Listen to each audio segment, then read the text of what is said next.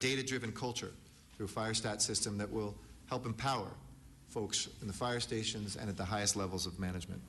We're deploying our fire apparatuses and our ambulances with the help of GPS trackers for the first time.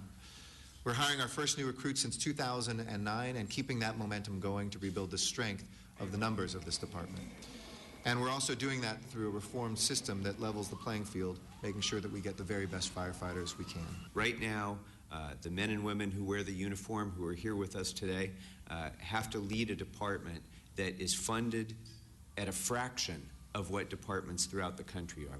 And hopes are that will all change. Terrazas has already been a game changer in the department. He worked on the Proposition F fire station bond, which facilitated the construction of 19 new LAFD stations. It's a new beginning for an old department, and all eyes are on the new captain to steer the ship in the right direction. I'm Rasha Goel for LA This Week. Chief Terrazas also wants to set up a high school fire academy modeled after the high school police academy operated by the Los Angeles Police Department. It could be the end of an almost year-long court battle. City leaders have come up with a possible deal that could encourage the managers of 2 trusts at the LA Department of Water and Power to allow an audit. Anna Marcos has the details. A tug of war between city leaders and those who manage 2 worker trusts at the LA Department of Water and Power.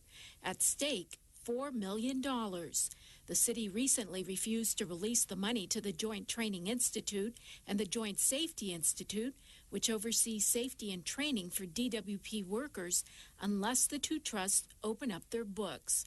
Anyone who receives public funds, ratepayer funds, must account for the use of those funds. It is essential to each one of us that every ratepayer dollar be accounted for, that we bring transparency and sunlight. This is nothing less than what the people of Los Angeles deserve. But now city council members have come up with a plan that they hope brings a solution. City leaders say they will release the money if more than a dozen conditions are met. Among them, the city must be allowed to audit the trust accounts for the past 5 years and every year going forward. And DWP managers must be appointed to the boards of the trusts. We have put in place, if accepted by our partners, that will create the transparency that this city wants, needs, and expects. And also from a fiscal aspect, that we protect the city's resources, in particular DWP. Ratepayer money needs to be accountable. Brian Darcy, who heads the DWP's union, which oversees the trusts, said in a statement that there is still much work to do, but he is confident that there are solutions. For city leaders, this could be another step on the path to reforming the utility and making it more accessible and transparent to ratepayers. I'm Anna Marcos for LA This Week. City leaders have also been working on an LADWP worker contract that saves taxpayers billions of dollars through salary changes and pension reforms. There's a growing concern that more and more TV and film productions are fleeing to other states and countries. That's why the city is giving the red carpet treatment to honor productions that shoot locally. Yana Kay has more. Sheldon, are these letters from your grandmother? Don't read those letters. Oh, look, she calls you Moon Pie. That is so cute. Put down the letters! CBS sitcom The Big Bang Theory is one of the highest rated and most successful programs on television. And because it's shot locally in Los Angeles, it received special recognition from the city. Thank you very much for this award and this honor. It's a privilege to work here in Hollywood. And as a producer in charge of post-production, I work right over there on Sunset, and it's a great place to be. The proclamation is part of Councilmember Tom LaBonge's Made in Hollywood Honors, a 3-year-old program that pays tribute to locally made Emmy-nominated shows or Oscar-nominated films. We're the entertainment capital of the world, and we've got to fight with the world now because the world's gone global. Television industry executives and city officials held the event at 1600 Vine in Hollywood.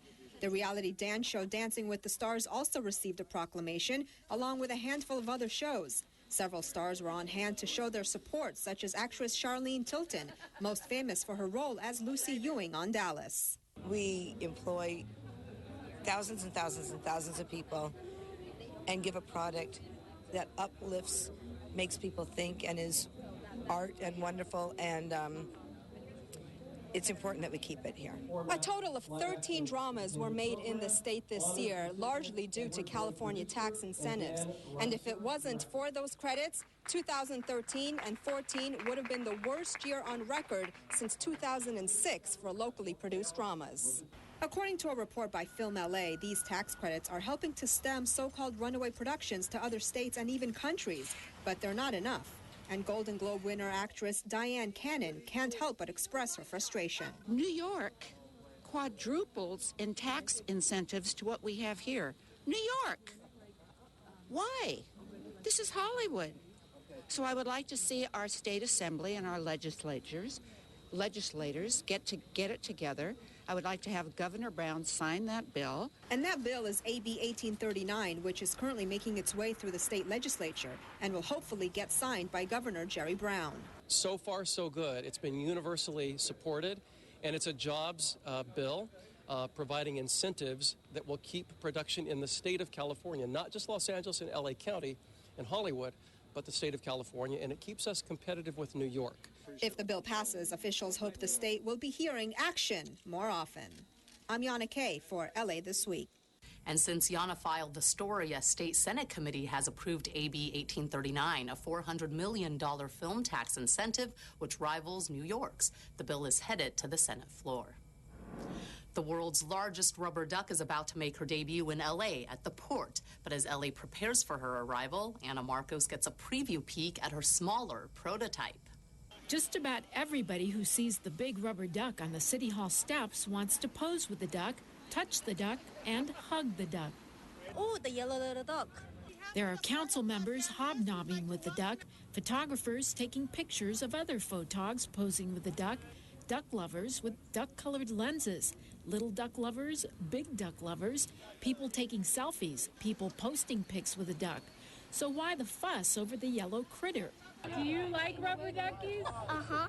Tell me why you like rubber duckies. Rubber duckies is beautiful. My brother and I, we just play in the bath, play with these little ducks, and they're actually yellow just like this one, too. The rubber duck is making the rounds in LA, in places like the zoo and the observatory, along with City Hall. He's been all around the world, but he is just a tease for the big mama duck, which will make her debut on the West Coast August 20th for San Pedro's Tall Ships Festival. This little duck will serve a magnet to encourage people across the city, across the region, to visit our new LA waterfront. There are 13 tall ships coming in, but led by the world's biggest duck. The world's biggest rubber duck was the brainchild of Dutch artist Florentine Hoffman. He commissions different artists to make look-alike ducks, which have debuted in places like France, Beijing, Hong Kong, London, Australia, and Pittsburgh. When I heard about this, I said, what the duck? I'm going to be here and support this. Wow. This little baby monster is 10 feet tall, but we hear the mother duck is what? 90 feet? That's like 6 stories. It's a symbol of hope, prosperity, put all politics aside, a symbol of love, that we're bringing people together. And yes, even reporters can catch big rubber duck fever. I'm Anna Marcos for LA This Week. And that takes us to This Week in Tweets. With so many selfies taken, the baby rubber duck is getting a taste of what it's like to be a celebrity here in Tinseltown. One mom named Gloria posted this photo of her cute kids jumping for joy in front of the duck at City Hall. She writes, "Can't wait to see Mama Duck. Pick us for the free tickets, please." As Anna Marcos mentioned, that's in reference to the Tall Ships Festival at the Port of Los Angeles beginning August 20th, where the large mother duck will be leading the procession of tall ships coming into the port. And the Tall Ship Festival's official Twitter account posted this photo of baby duck rocking it in Hollywood, posing for photos with the public in front of the Hollywood sign at the Griffith Observatory. Here's a close-up tweeted by LA Waterfront's Twitter account. Baby duck also made a special trip to the Children's Hospital in Orange County to visit with young patients. If you'd like to find out more about the Tall Ships Festival, we'll have details in our Things to Do segment coming up. And for ducks of a different sort, as we all know, the Anaheim Ducks did not win the Stanley Cup this year, the LA Kings did. And so it was time for Anaheim's mayor to pay up after losing a wager to Mayor Eric Garcetti. And it all went down along the LA River. Good morning, everybody. Go Kings, go! A morning greeting with the side of gloating. Mayor Eric Garcetti didn't waste any time as volunteers and city leaders gathered around him along the Elysian Valley portion of the LA River, where he collected on his LA Kings versus Anaheim Ducks bet against Anaheim Mayor Tom Tate. Now, when I made a bet with Mayor Tate, we said, let's not just make the same old food bet. And besides, the food between Anaheim and LA isn't that different. We're just going to be betting different tacos from each place. So let's talk about work that we're doing in our city and bet a community service project. We want to restore pride in an LA treasure in the same way that we've restored pride in the LA Kings. And with that said, a trash pickup along the river commenced with the help of community organizations, including Aztec Rising and Friends of the LA River. I just want to remind everybody that we're part of a larger community. It's not just the two-legged ones, but the four-legged ones and the flying ones and the swimming ones that are all part of this community that you're pledged to clean up today. As promised, Mayor Tate rolled up his sleeves and proved he was no sore loser, saying the day even inspired him. We have the Santa Ana River, and it could be equally as beautiful. And the idea of kayaking down the Santa Ana River, that gave me an idea. Yep. And the idea of restoring it, like I know your plans, you've got great plans, and it's going to be spectacular. I want to thank the LA Kings for winning the Stanley Cup, and I want to thank our visitors from Anaheim and Orange County because the Kings have torn down the orange curtain, right? We're more seamless now than ever.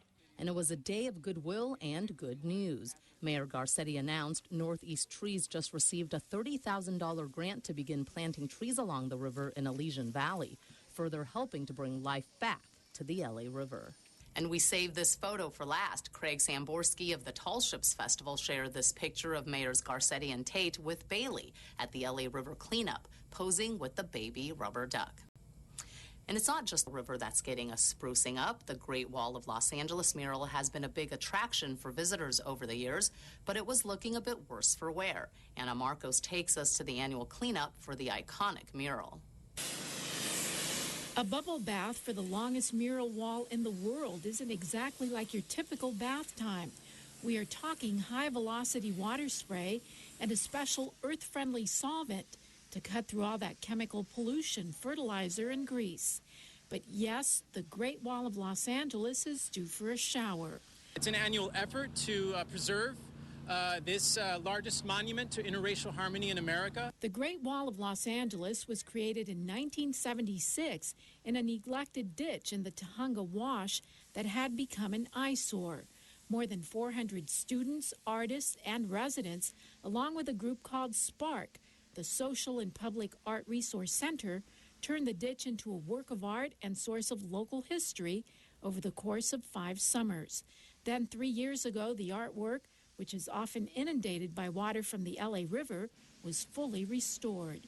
It's come up as high as 4 feet from the top, but believe it or not, the water is not the biggest, doesn't give the biggest damage to the mural. It's mostly chemicals and pollution.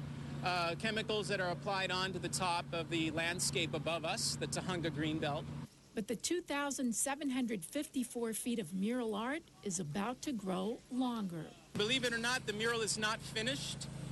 The mural will be a mile long when it's completed. We've just received funding from the National Endowment of the Arts to begin the design of the next segments of the work, the 1960s section. Eventually, the mural will be expanded to depict the local life and racial diversity of LA through the 19th century. So anything before the year 2000 will now go down as history and art. I'm Anna Marcos for LA This Week. At LAUSD, the new school year has begun and hundreds of students are going to class ready to learn thanks to generous donations of much-needed school supplies. Yana Kay reports. Carrying brand new backpacks, these kids are all set for the new school year. I'm here to get backpacks and have fun. The Dream Center, which helps families in need, recently hosted its annual Back to School Bash in Echo Park, a fun-filled event that distributes thousands of free backpacks to families from at-risk communities such as Lincoln Heights, South LA, and Watts. We got backpacks with all the materials they need, notepads, pencils, crayons, everything they need to go back to school. And hundreds of families lined up to make sure they didn't miss the opportunity to receive those school supplies, and especially the backpack. I'm going to use it for school. Councilmember Mitch O'Farrell was on hand passing out backpacks and doing his part to make sure no child left empty-handed. There's everything in here that a child needs to study and to have all the supplies they need so they can focus on academics at school. Families also enjoyed lots of other fun activities such as a zoo, inflatable jumpers, arts and crafts, and plenty of games. And while the kids had fun, parents were thankful for the supplies. I think that it's great because it helps us as parents to provide for our kids to get ready to school. And as the new school year gets underway, these students now have all they need to succeed. I'm Yana Kay for LA This Week. The Dream Center says it plans to give out 2,000 backpacks this year. A shuttle service to the Hollywood Sign viewing area extends to the end of the year. An old fire station gets a second life as a community park, and residents say no more to cars for sale parked along their streets. These stories and more in City Beat. What started out as a 3-month promotional shuttle service to the Hollywood Sign viewing area is being extended until the end of the year due to its popularity. A joint effort of the Department of Rec and Parks and Councilmember Tom LaBonge, the shuttle service will be operating every Saturday and Sunday, including holidays, from 9 a.m. to 4 p.m. at a cost of $10 per person. In addition to the Hollywood Sign, the shuttle service will also take riders to premier hiking trails on Mount Hollywood Drive and the Griffith Observatory. For more information and to purchase tickets, go to laparks.org. The Department of Recreation and Parks recently broke ground at what was Old Fire Station 84 for the construction of a new community park. The old fire station is located at the corner of Canoga Avenue and Costanzo Street in Councilman Bob Blumenfield's district. The decommissioned single-story fire station was built in 1949 and served the community for almost 50 years when operations were relocated to a new facility in 2007. Community meetings were held and residents consulted before the decision was made to build the park at the quarter-acre property. As a nod to its history, the new park will feature a fire station-themed play area. The city recently celebrated the opening of its latest universally accessible playground at the Fernangeles Recreation Center in Sun Valley.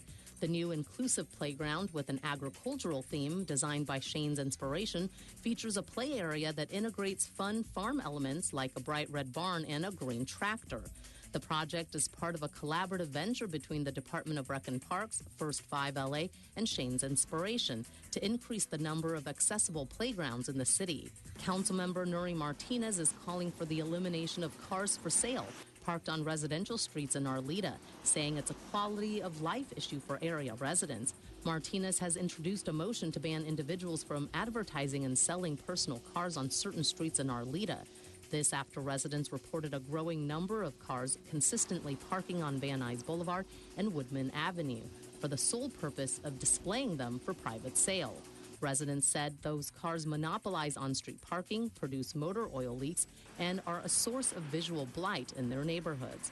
The issue still needs to be taken up by the full city council. In this week's list of things to do, the Tall Ships Festival at the Port of LA, a free Shakespeare festival at Griffith Park, and a unique art exhibit featuring the works of artists with disabilities. You can come visit the world's largest rubber duck, but the main event will be the Tall Ships Festival at the Port of Los Angeles, starting on Wednesday, August 20th through Sunday, August 24th. The festival will feature more than a dozen international and domestic grand tall ships from all over the Pacific Ocean. For 5 days, the Port of Los Angeles, just one of 3 West Coast ports bestowed with the honor of welcoming these beautiful vessels to their shores, will be affording visitors the rare chance to catch a glimpse, step aboard, and even set sail on some of the grandest ships of yore. You can find a schedule of events and purchase tickets at tallshipsfestivalLA.com.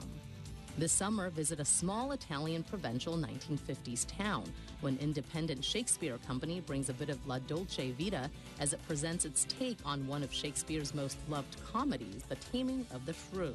It's all part of the Griffith Park Free Shakespeare Festival. The next Saturday show will be on August 23rd from 7 to 10 p.m. at the Old Zoo in Griffith Park, located at 4730 Crystal Springs Drive. Bring a blanket or a low-back chair and dress warmly.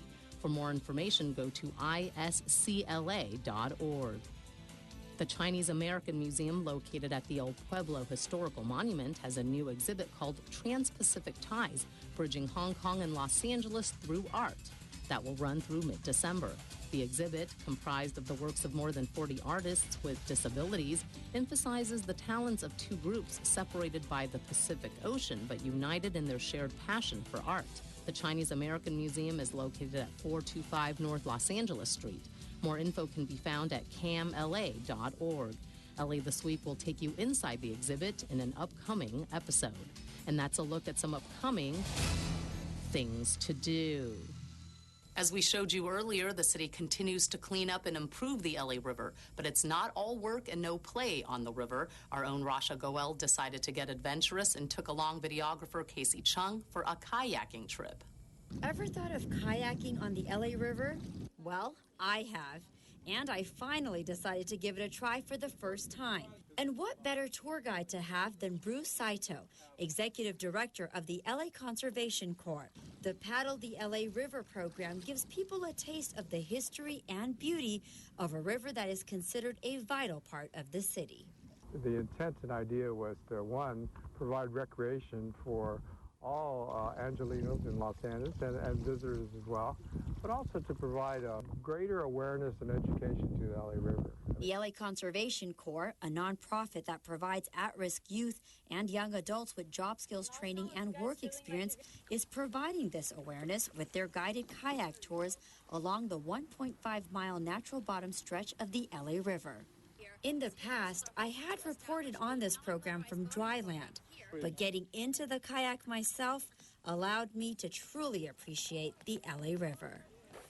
The tour is set at 2 different locations. So if you're looking for something a little bit more calm and relaxed, you can come down to the Sepulveda Basin. But if you're up for a challenge and maybe for some rapids, then you could head down to Elysian Valley. I think I'm going to stick with the calm and relaxed.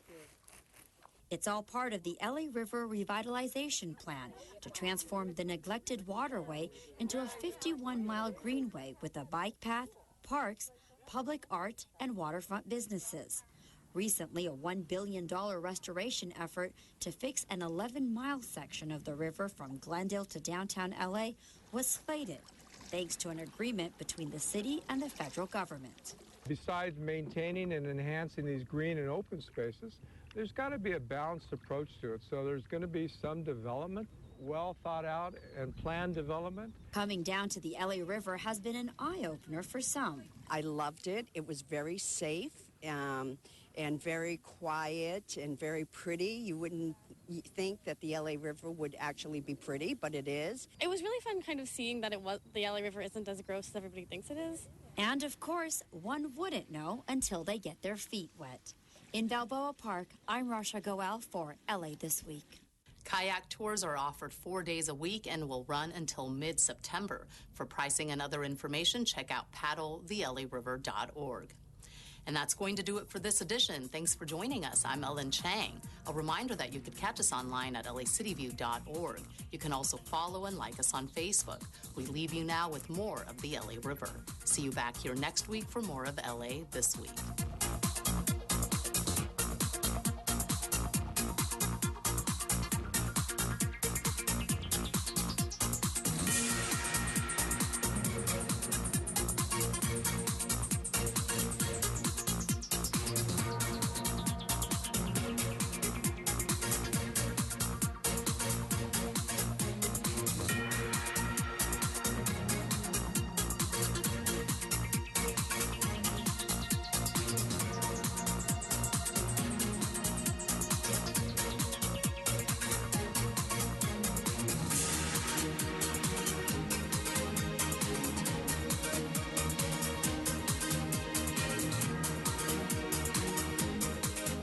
One of the Los Angeles Unified School District's priorities is to provide every student with the chance to learn in a safe and nurturing environment. We are teaching our employees, our students, and their families how to use technology safely and how to avoid becoming victims of cyber criminals. We are engaging in public service announcements like this one to make sure everyone knows we take safety seriously and that we will do everything we can to protect our students. With modern tools, we can lock devices, making sure they are used for educational purposes only. We can freeze or disable devices if they fall into the wrong hands. and we can track them so we know precisely where they are if they go missing. We are partnering with law enforcement agencies and other community leaders across Southern California, working together for the protection of our students. After all, it's their education. Let's secure it. For more information, visit cctp.lausd.net.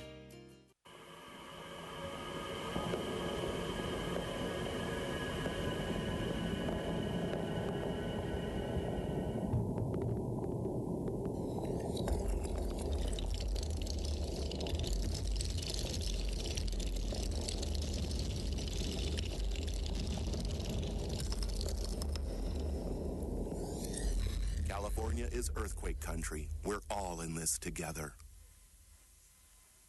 Hi, I'm Craig Irwin in Los Angeles.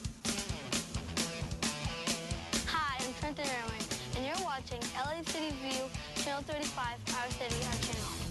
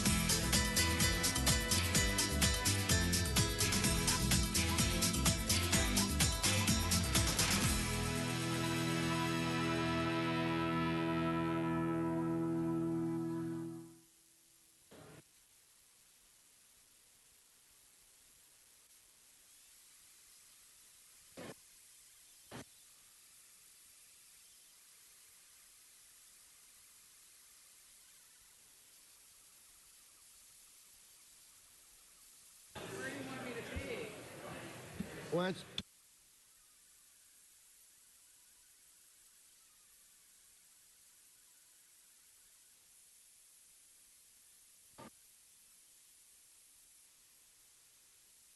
Good morning, good morning, good morning. It's Tuesday. Shh. It's Tuesday, August 19th. I want to welcome each and every one of you to your Los Angeles City Council meeting. This meeting meets every Tuesday, Wednesday, and Friday at 10 a.m. All are welcome. Madam Clerk, I believe we have a quorum. Could you please call the roll? Blumenfeld, Bonin, Buscaino, Cedillo, Englander, Fuentes, Weezer, Caress, Krikorian, Labange, Martinez, O'Farrell, Parks, Price, Weston. 13 members present, a quorum, Mr. President. Okay, Buscaino, next order of business. Approval of the minutes. Buscaino moves, Bonin seconds. Next. Committee to resolutions for approval. Parks moves, Price seconds. Next. That brings us where? Mr. President, today is Tuesday, and now be the time for the flag salute. Could I ask everyone in the chambers to please rise? We have a very, very special guest with us today, one of us, Congresswoman Janice Hahn. If she's at Mr. Labange's chair, and Congresswoman Hahn is going to lead us in today's pledge. Thank you. Please join with me. I pledge allegiance to the flag of the United States of America and to the republic for which it stands, one nation, under God, indivisible, with liberty and justice for all. Thank you very much. And Mr. Labange seems to be overly excited today. So we're very glad that you're here, Janice. You might keep him busy today. All right, Madam Clerk, why don't we proceed and go through today's agenda? First, Mr. President, there's a request to continue items 1F and I to September 9th, and Without objection. And item 1H to August 29th. Without objection. That brings us. And also, there's a request to continue item 38 until September 9th. Fine, without objection as well. Item 1 is an item notice for public hearing. The Department of Building and Safety reports that items 1A and G may be received and filed inasmuch as the liens have been paid. Okay, so ordered. So do we have cards on this item? Yes, there's cards. Okay, then let's hold it and move on to items. I believe we'll be at 2 through 29. Yes, items 2 through 29 are items for which public hearings have been held. Okay, so I'll look to the members. Mr. Koretz? Did you call 10? Mr. Koretz. I'd like to call item 10 special. Okay, we'll hold item 10. Mr. O'Farrell, was it item 2 for you? Yes, please. Mr. Cedillo. 7 for Mr. Cedillo. Mr. Englander. I didn't hear you, sir. 3 and 4. 3 and 4 for Mr. Englander. Okay, Madam Clerk, prepare to vote on the remaining items. Let's open the roll, close the roll, tabulate the vote. 13 ayes. Okay. Yes, Mr. Buscaino. I have some forthwith items, Mr. President, for the Port of Los Angeles. Items 8, 14, 15, and 16. Please. Without objection, that's the order. So what's the next section, Madam Clerk? Items 30 through 37 are items for which public hearings have not been held. 10 votes required for consideration. Okay, so without objection, those items are now before this body. Mr. Buscaino. Item 35, please. 35 for Mr. Buscaino. Do we have cards?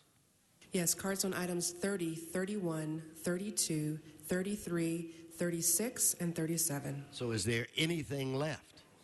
Yes, item 34. So we will vote on that item. Let's open the roll. Close the roll. Tabulate the vote. 13 ayes. That brings us where? Mr. President, that brings council to presentations or items called special. Okay, if I could get Mr. Labange. Okay. And Mr. Cedillo, if you would meet me at the center aisle. She's here. Oh, you're here. No, I know, but she wanted to say hello here. She's sitting in row 2 on the left side. I had like Councilor Dominguez here.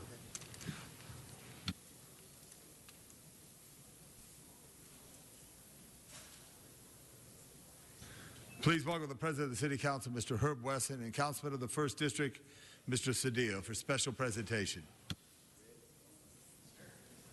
Hey, everybody. Good morning. Good morning. Thank you, Mr. President and members. And so before we begin, we're going to wait for a little television coverage, just like that. Good job, IT.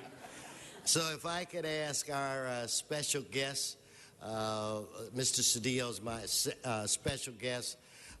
Norma and your family, please come up.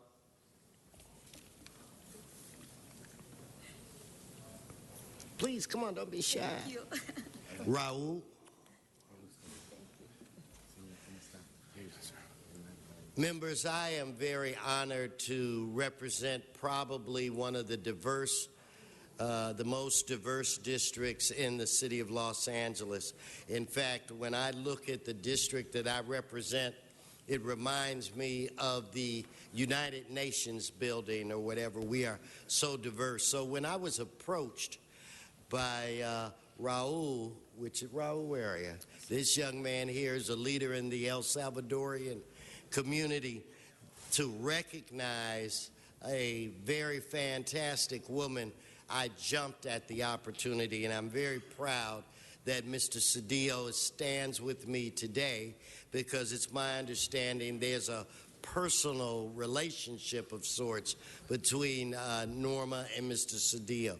But what I have for you today, a journalist of all journalists, Norma Roque, who, if you are engaged in any Spanish-speaking television, you see that her name, she comes up on a regular basis.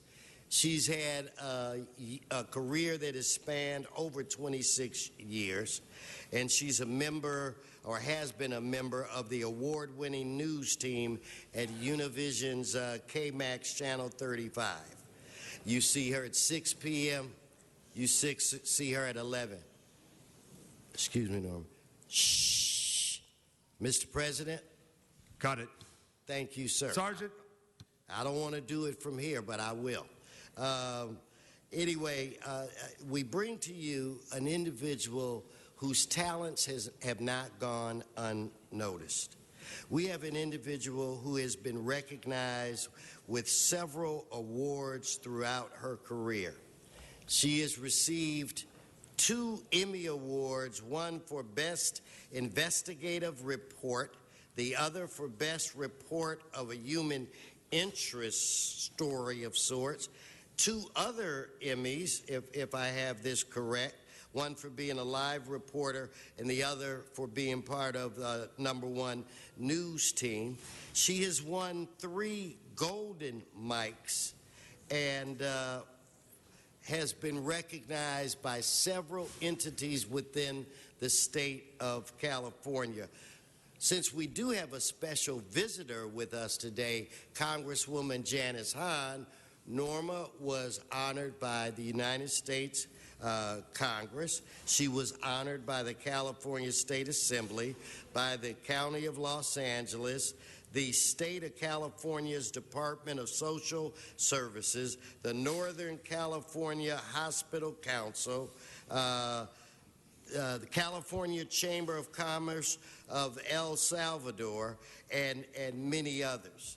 Prior to joining Channel 34, she was affiliated with one of their stations in Fresno. So I would have to say Fresno's loss is definitely our gain. So we are happy to have had you here for so many years. She is a native of Santa Ana, El Salvador. She attended Cal State University, LA, where she received a degree in journalism in 1989. She's also an active member of the Association of Hispanic Journalists, California Chicano News Media Associations, and the International Society of Salvadorian Women. She has been here with us for many years. Many people go to bed watching her on television. She's known for being a very honest and truthful journalist, not an I got you type of person. And I am truly honored that she's beloved, but really by the El Salvadorian community in the district that I represent. So if you could please, everybody, give Norma Roque a round of applause. She deserves it.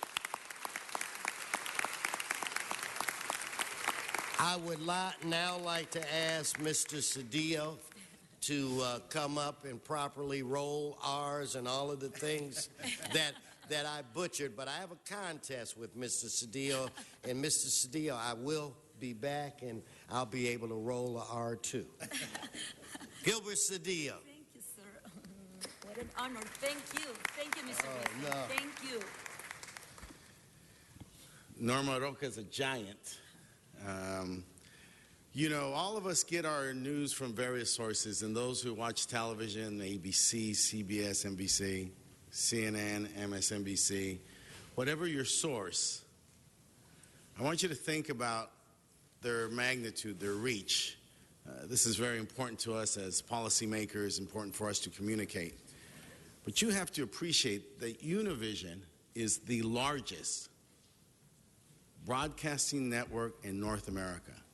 Not the largest Spanish-speaking, but the largest broadcasting network in North America. It is the largest. It has the broadest range, most viewers, and then particularly when you think about news in Los Angeles, the primetime news, and its reach and its breadth, you're looking here at someone who's bigger than anybody that you can imagine. Think of any newscaster. Think of the big hullabaloo that was made when Katie Couric was leaving and someone else was going to replace her. Norma's bigger than her. Oh, my God.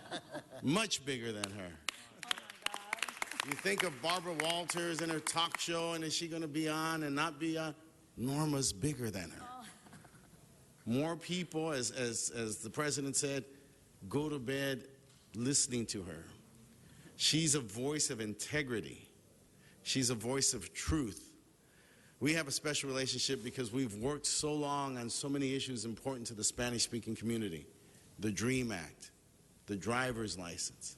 And they've relied on her to tell them where we were at that particular moment. On all the issues of the day, news and public policy, it's Norma's voice and Norma's word that they rely on.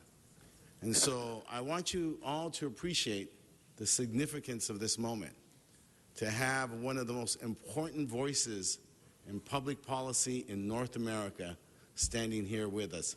She is a giant. Oh, my God. Qué gusto, Norma. So Un placer. Gracias. Norma Roque, la reina del Salvador. Eso. El voz. Gracias, gracias. And if I could do the honor, but also, and if I remember correctly, Miguel, that's your husband. Everybody just give Miguel a round of applause. It's got to be tough, given the schedule that you work. But anyway, I'd like to present you with this resolution from the greatest city on the planet, Los Angeles. It is signed by every member on this council and the mayor of the city of Los Angeles. Let's give a round of applause for Norma Roque.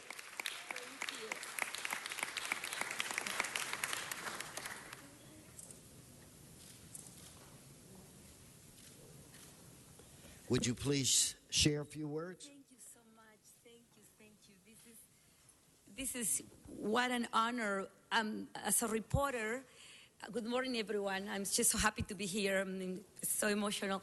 As a reporter, I'm usually in the back, in that little room, chasing the council members. And I don't think there is one here that I have not interviewed, and I have not, I will, I hope. I remember Mr. O'Farrell, of course, Mr. Wizard, Fuentes, Mr. Cedillo, of course. Thank you so much. Thank you from the bottom of my heart to the LA City President Herb Wesson Jr., thank you so much. To the Mayor Garcetti, of course, to every member of these council chambers of the most beautiful city in the world, after my city in El Salvador, Santana. Only Santana is more beautiful than Los Angeles. But Los Angeles is such a jewel in the world, and the diversity. I'm just so proud to work here for our communities.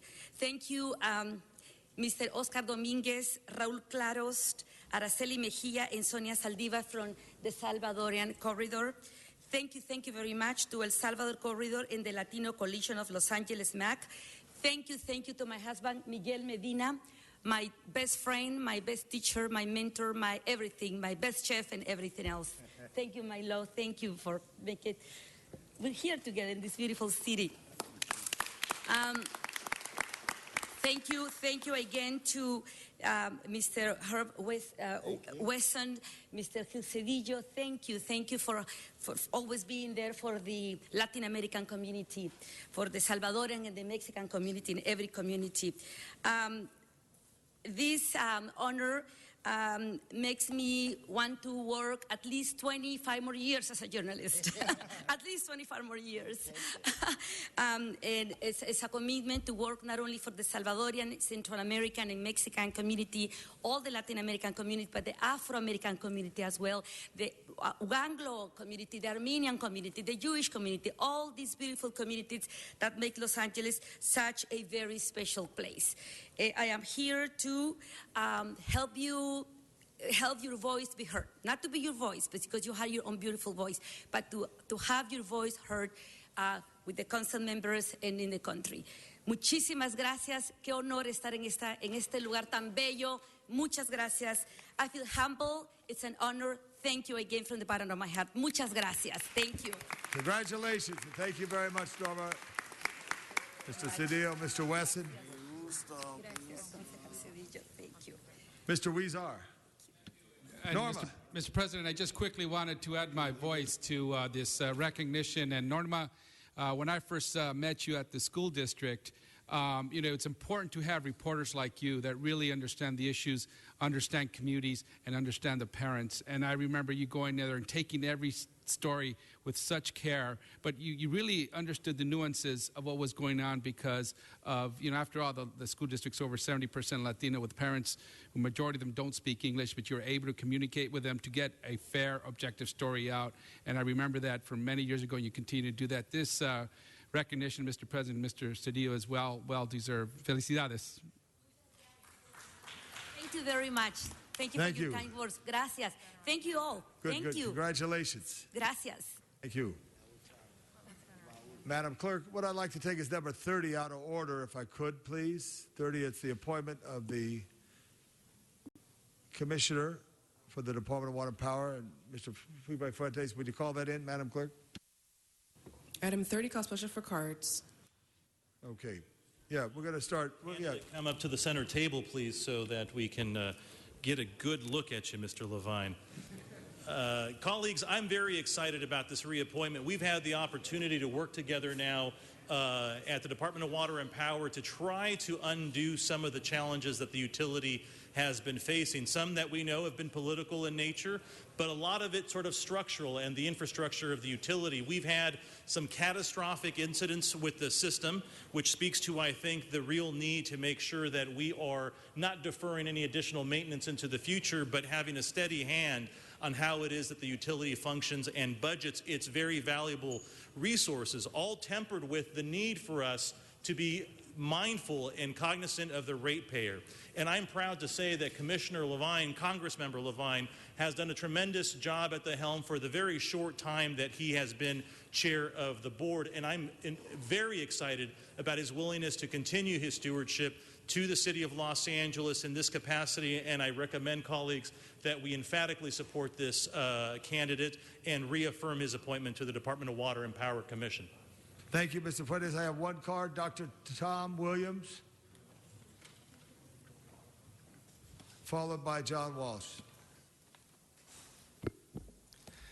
Dr. Tom Williams, LA 32 Neighborhood Council, DWP Liaison, and Sierra Club Water Committee. We highly recommend this appointment. However, give him a mandate to really delve into the structure. Only last month did we receive an organization chart for this $7 billion revenue organization with over 9,000 employees, and we have a whole bunch of things that are dealing with the problems of accountability. How can you have anyone accountable if there's no organization? So the structure should be a mandate that the president, chairman of the board of DWP should take on and fully implement. We won't discuss the 300-year replacement cycle for water pipe. Thank you. John Walsh.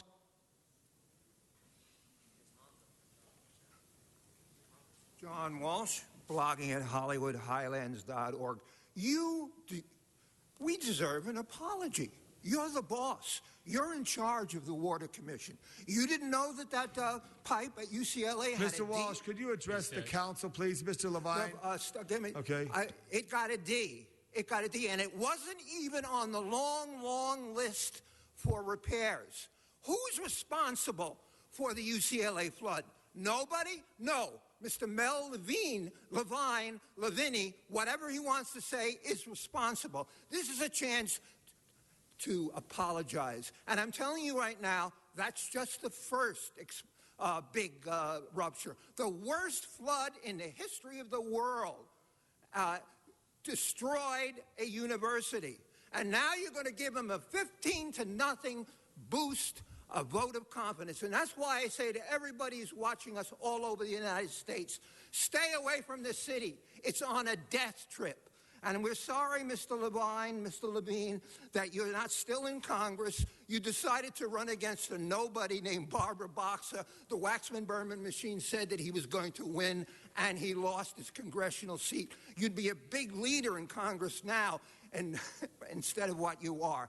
I'm telling you right now, a D, the UCLA flood. This man is responsible. The buck starts at the DW commissioner, as the head of the DW Commission, and it ends there. And now you're going to reward him with a job. And when will the next 1920, 1919, 1918 pipe burst? Remember, if it happens in a Hispanic or black community, they don't give a damn. But when it happens where rich white people live like Mr. Levine, it's a big deal. HollywoodHighlands.org. Wanakala.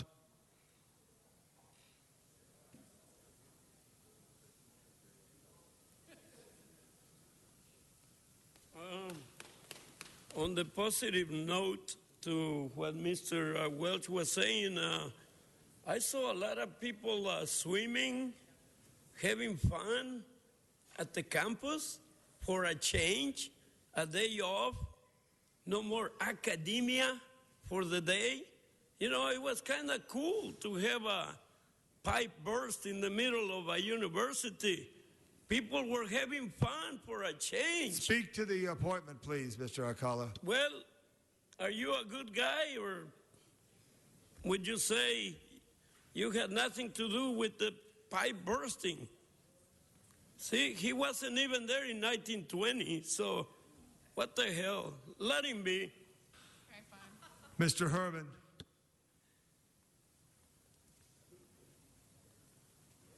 Ms. Hahn, welcome back to California. But let's take this special recommendation for reappointment of Mr. Mel Levine. Does Mr. Mel Levine have the potential? Does Mr. Levine have the potential for reappointment? That's the topic of conversation here, Mr. LeBong. So I'm going on to topic as Batman, who knows everything that goes on in Los Angeles, is log on to HollywoodHighland.org and listen to the crisis, the catastrophic disaster of old pipes by DWP and the other agencies involved for not repairing infrastructure. So, Ms. Hahn, when you go back to Congress, remind remind them that the infrastructure in the state of California is a disaster. Not only do we need more funds, we need people who can take action representing us, not like Mr. Peppa Pig or somebody else from Nickelodeon over here who cannot handle the job. So because of Mr. Levine's reappointment, I'm sure all of you taxpayers will agree. Does he have the potential?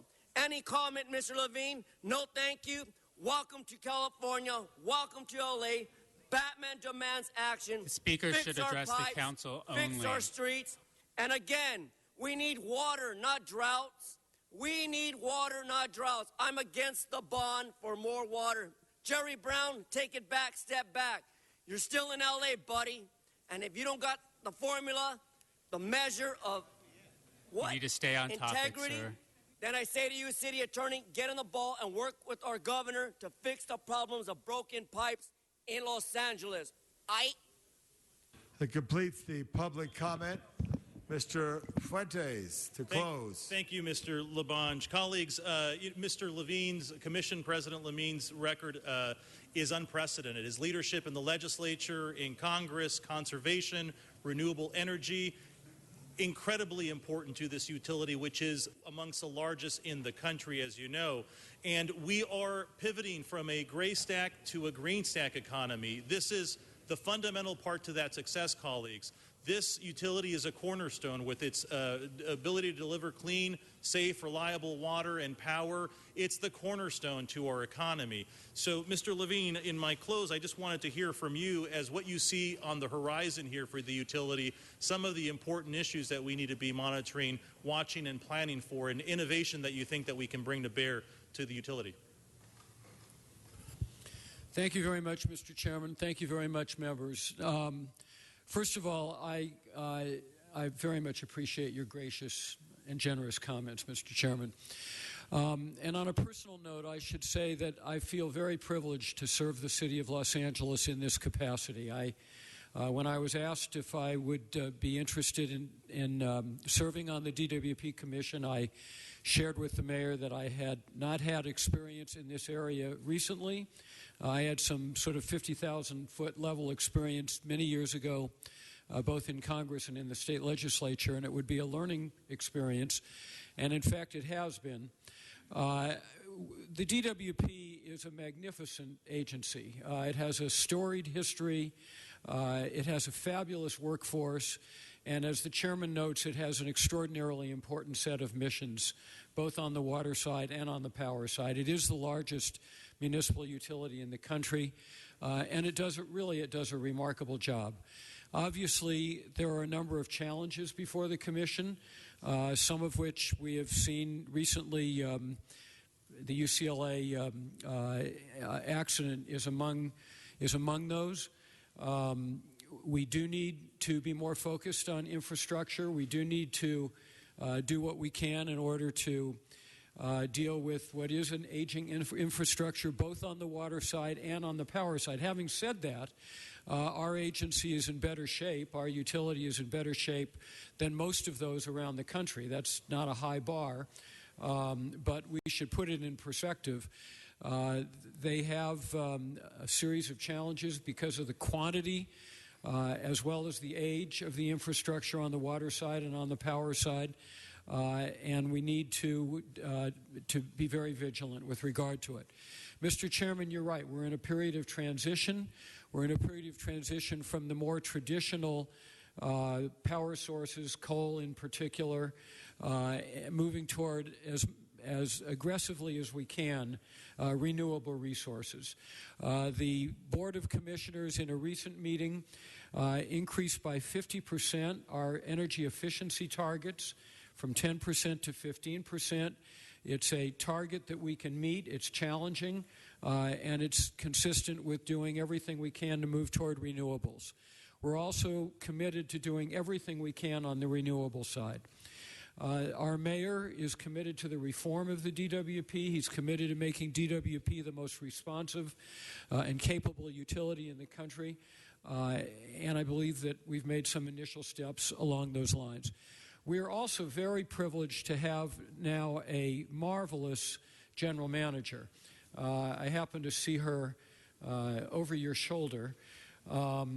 When General Manager Nichols retired shortly after the new board members were sworn in a little less than a year ago, and shortly after I had been elected as president of the board, we were very, very worried about our ability to find a capable general manager.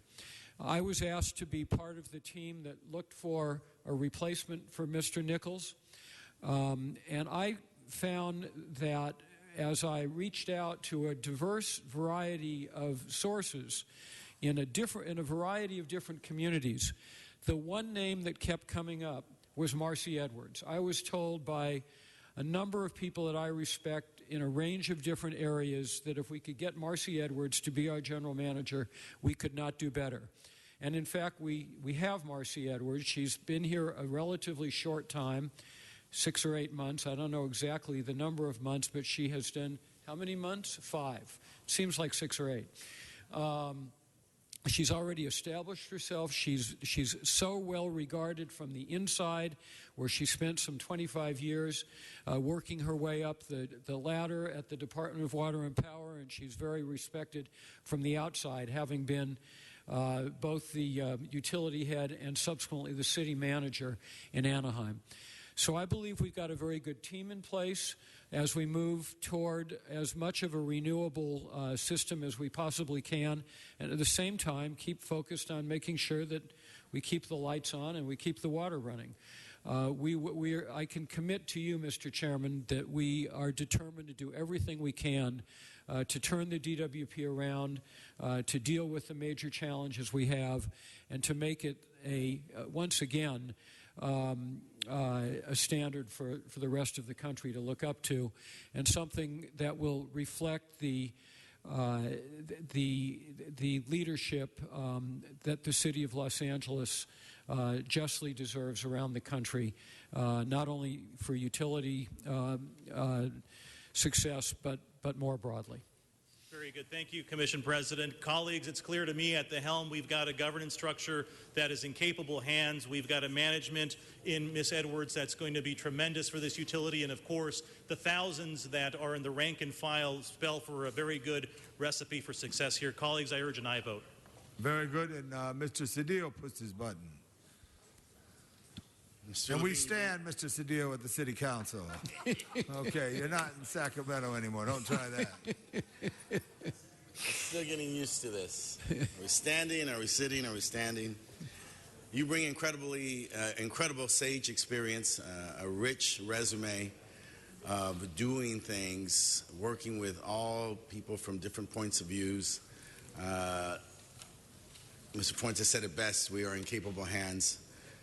At the end of your tenure, what would be the one thing you would like to accomplish at the agency? I think I'd like to accomplish 2 things, and it would obviously be something that wouldn't just be me, it would be the board, it would be the staff, it would be the leadership. Frankly, one thing is I'd like to see DWP removed from politics. I would like DWP to be focused on the merits of the issues that are before it, and not in the middle of political fights in the city of Los Angeles. And secondly, I'd like to see the DWP restored to the luster that it deserves as the top utility in terms of responsiveness, rate sensitivity, and environmental leadership at the top of those areas throughout the country. Mr. President, I join my colleague in seconding the motion. Thank you. So ordered.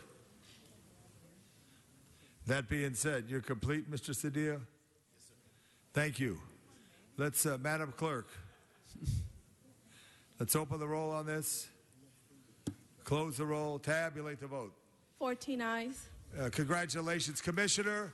And Commissioner, may I say, from the John Ferraro Chambers, as you as a member of Congress, Council Member Ferraro, the President of the Council, always had great respect for you and your service to this country. Congratulations on your reappointment. Thank you all very much. Thank you.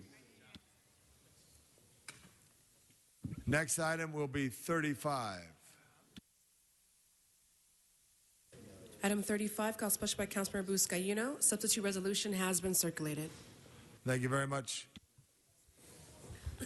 Thank you, Mr. President. Colleagues, this item before you deals with Congresswoman Hahn's National Freight Trust Fund Act, and she was introduced earlier. Congresswoman, thank you for being here to speak on this item. Since your arrival in the United States Congress, please sit, yes. You have been a champion not only for the people of your congressional district, but also have raised awareness of our incredible asset that we have here, local, regional, national asset, the Port of Los Angeles. Leading the effort in forming the first Port Caucus that you have championed and brought in members on both sides of the aisle, brought in members to speak on the awareness of how much of a national impact ports across the country have. But this specific bill that you've introduced is you know, that's the Janice in you that we miss seeing here, is just fighting for what's right, especially when it comes to dollars that we send elsewhere across the nation and to other ports. Colleagues, as you've heard me say, the Port of Los Angeles is the largest port in the country, handling almost 8 million containers a year. However, the Port of Los Angeles is far from the final destination for the goods of these containers. They are loaded onto the trains and trucks that are shipped all over Southern California and the United States. And in order for the Port of Los Angeles to remain competitive, in order for our port to remain the #1 port, our shippers, for shippers to send goods going to California, to the southwestern states, and even to Chicago and the Midwest, the country must invest in its freight network. And this is what our Congresswoman is fighting for. This bill will create a direct funding source that would fund improvements for railways and roads, which show the greatest need in improving for the movement of freight and goods across the United States. It would also help ensure that cargo be shipped in the most efficient way. And as we know, the most efficient way to ship cargo, the cleaner and quickest way is through rail. And as I said, the Port of LA handles the greatest number of containers of any port in the United States, and I'd like to encourage Congress, through your leadership, Congresswoman, to include a strong return to source provision that will ensure that the Port of Los Angeles gets its fair share of funding. And with that, if I may, colleagues, turn it over to the author of this trust fund, Congresswoman Janice Hahn, to say a few words. Thank you very much. Kenny, get that straightened out. You never had that happen before. Thank you very much, Council President Herb Wesson, Assistant Pro Tem, Mr. Lavange, members of the City Council, Joe Buscaino, thank you for your leadership, and thank you for queuing my time up here before you. Thanks for allowing me to come before you and speak. Boy, it's great to be back in these beautiful City Hall chambers. It doesn't seem like it's been any time since I've left. I will tell you, I miss being with all of you, and I still watch you all the time, and I appreciate every one of your passion and your enthusiasm for your districts and getting things done. I'm here today to speak regarding the resolution that's being taken up by the City Council that supports my legislation, H.R. 5101, and it's entitled the National Freight Network Trust Fund Act of 2014. You know, my primary role in Congress for the last 3 years has been to bring greater attention to America's ports, particularly the Port of Los Angeles, the Port of Long Beach, which are America's port, as economic engines and job creators in this region. From the first day I was in Congress, I decided that I needed to raise the level of awareness among my colleagues about what ports mean in this country and why it matters to our economy, to commerce, to job creation. And it's time now to ensure that our port cities, who many of them pay alone for the wear and tear on our infrastructure, that you get the support you need. And today I chair, as Joe said, the Congressional Port Caucus. So So I have about 91 members of Congress, Republicans and Democrats. Some of them don't even have a port. And they've joined my caucus as we begin to focus on legislation that will help our ports.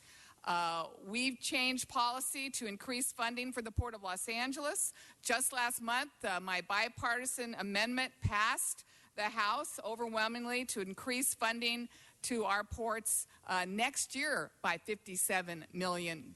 So I'm making headway. But our nation, as we talked about this morning, suffers from an infrastructure crisis. And if we want to remain competitive globally, goods movement is our ticket to our nation's economic success. And I introduced H.R. 5101 for a long-term fix that will create a dedicated funding source for our freight infrastructure. Congress has been fighting to replenish our Highway Trust Fund, which is also important to Los Angeles. We passed a short-term fix that will get us through the end of the year, but that also needs to be funded so that you can count on money for many of our roads and streets and transportation projects. But in the meantime, I decided to find a way to just fund our freight infrastructure. And this bill suggests that we take 5% of the Customs and Border Protection import fees, duty fees, that come into our port and place them directly in the Freight Network Trust Fund. This dedicated Freight Network Trust Fund will help fund your critical infrastructure projects like dedicated truck lanes on our highways, better bridges, on-dock rail, the last mile that comes into our ports, railway, highway grade separations, freight corridors. The most used routes for our freight here and across the country would be eligible for this funding. This is the best part about this. This trust fund will be at no new cost to businesses, no new taxes, and will infuse nearly $2 billion annually back into our economy every year. It will create good-paying American jobs and keep our nation's ports strong and globally competitive, along with the cities that surround our ports. I hope this council will consider my legislation and to offer your support for this for this Freight Network Trust Fund. When I go back to Congress in September, I would love to come back with the strength of the second largest city in the country's endorsement of this project so that my colleagues, both Republicans and Democrats, will see the value in passing this legislation. I think it's a win for our ports. I think it's a win for Los Angeles, and it's certainly a win for our nation's freight infrastructure and economy. Thank you. Great to be here with all of you. Thank you. Thank you. And that's a champion that we need in Washington, D.C., and that's our Congresswoman Janice Hahn. Thank you. It's crazy, colleagues, that we're getting penalized for bringing the most number of cargo coming in and out, and the money that we're getting is we're dishing out to other ports across the country. And if there's an opportunity for our port, when it comes to looking at the operating budget, if we can get some money into that operating budget so the port can invest in the waterfront redevelopment efforts, that's a win for everyone. Thank you for your presentation and being a champion for us in Washington, D.C., and we hope and pray that we have colleagues on the other side of the aisle that will endorse this and move forward on it. Thank you. Mr. Buscaino, thank you for your leadership. You had big shoes to fill, and you're still filling them because Janice Hahn went on to Washington. Ms. Hahn, congratulations on your service. This helps both Long Beach and Los Angeles ports and ports across the nations. To think in our nation's history, there never was a ports caucus, never until you put it together. So we're very proud of that, Ms. Hahn, and we're going to support this legislation. No other speakers on the queue? Let's open the roll. Excuse me, Mr. President. First, council should vote on whether to substitute. All right. Let's vote to substitute. Open the roll on substitution. Close the roll. Tabulate the vote. 14 ayes. 14 ayes. Now on the motion. Yes, Mr. President. Open the roll. Close the roll. Tabulate the vote. 14 ayes. 14 ayes. Forthwith, so ordered. Thank you, Ms. Hahn.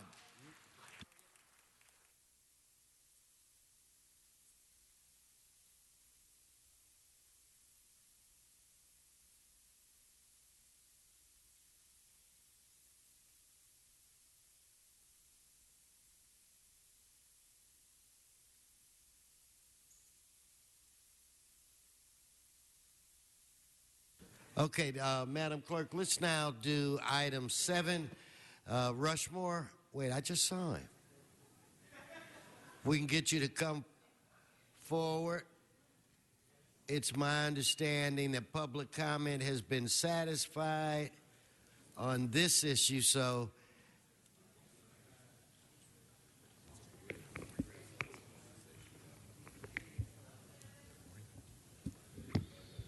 Russ, why don't you just take a moment, if you would, and talk to the members of the council about what you intend on doing when you become the permanent director. Well, thank you very much for the introduction, Mr. President. Members of the council, it is a great honor and a privilege to receive this nomination from the mayor. This is, in my career over 20 years, I can safely say this is by far the most important department and the most exciting department I've been a part of, considering the lives that we touch. I wouldn't be standing or sitting here before you this morning, however, if it weren't for the hard-working men and women of the Housing and Community Investment Department who are really incredibly dedicated to the mission and core services that we provide, and some of which are here this morning. We consider ourselves not just another city department. We are truly a mission-driven organization. Our goal is to improve, enhance the quality of lives of our constituents, as well as the homes and the neighborhoods they reside in. I'm not going to go over all of the various programs and services we provide. As you all know, it's quite lengthy. But I can tell you, once I do become permanent, this department will always be moving forward, will always be looking to ensure that our programs and services are designed and implemented based on national best practices. We will be leading the charge. We'll always be looking for innovative ways to collaborate with other entities, both public and private, to ensure that we are actually maximizing our resources, but also providing significant, impactful services to our communities and our constituents that are place-based, not randomly, not shotgun approach, but targeted specifically to those areas that need it the most. And we're going to then benchmark our services to ensure that we are actually having impact, and then move on from community to community to ensure that we're having a significant impact. We're going to continue to use technology to enhance our services, such as we've done already with online applications, online bill payment, as well as our F5s for our tablets for our inspectors who are able to go out to the community and not only do habitability inspections, but are also now able to go out and identify energy efficient opportunities for not only the constituents that reside in them, but the property owners. And that, working side by side with the Department of Water and Power, is going to have a significant impact on the water and energy consumption throughout the city of Los Angeles. We'll continue to advance the core services. In particular, we're going to be looking at a core issue of housing. As many of you know, as the economy has slowly come up in the state and the city of Los Angeles, we still have an issue of our income levels being much lower than they were before, coupled with high cost of housing. We're a city of renters. Over 60% of our residents are renters in the city of Los Angeles, and approximately 6% of those are rent burdened, meaning they're spending over 35% of their income on housing. We need to address that. We need to address homeless issues. We need to address veteran homeless issues.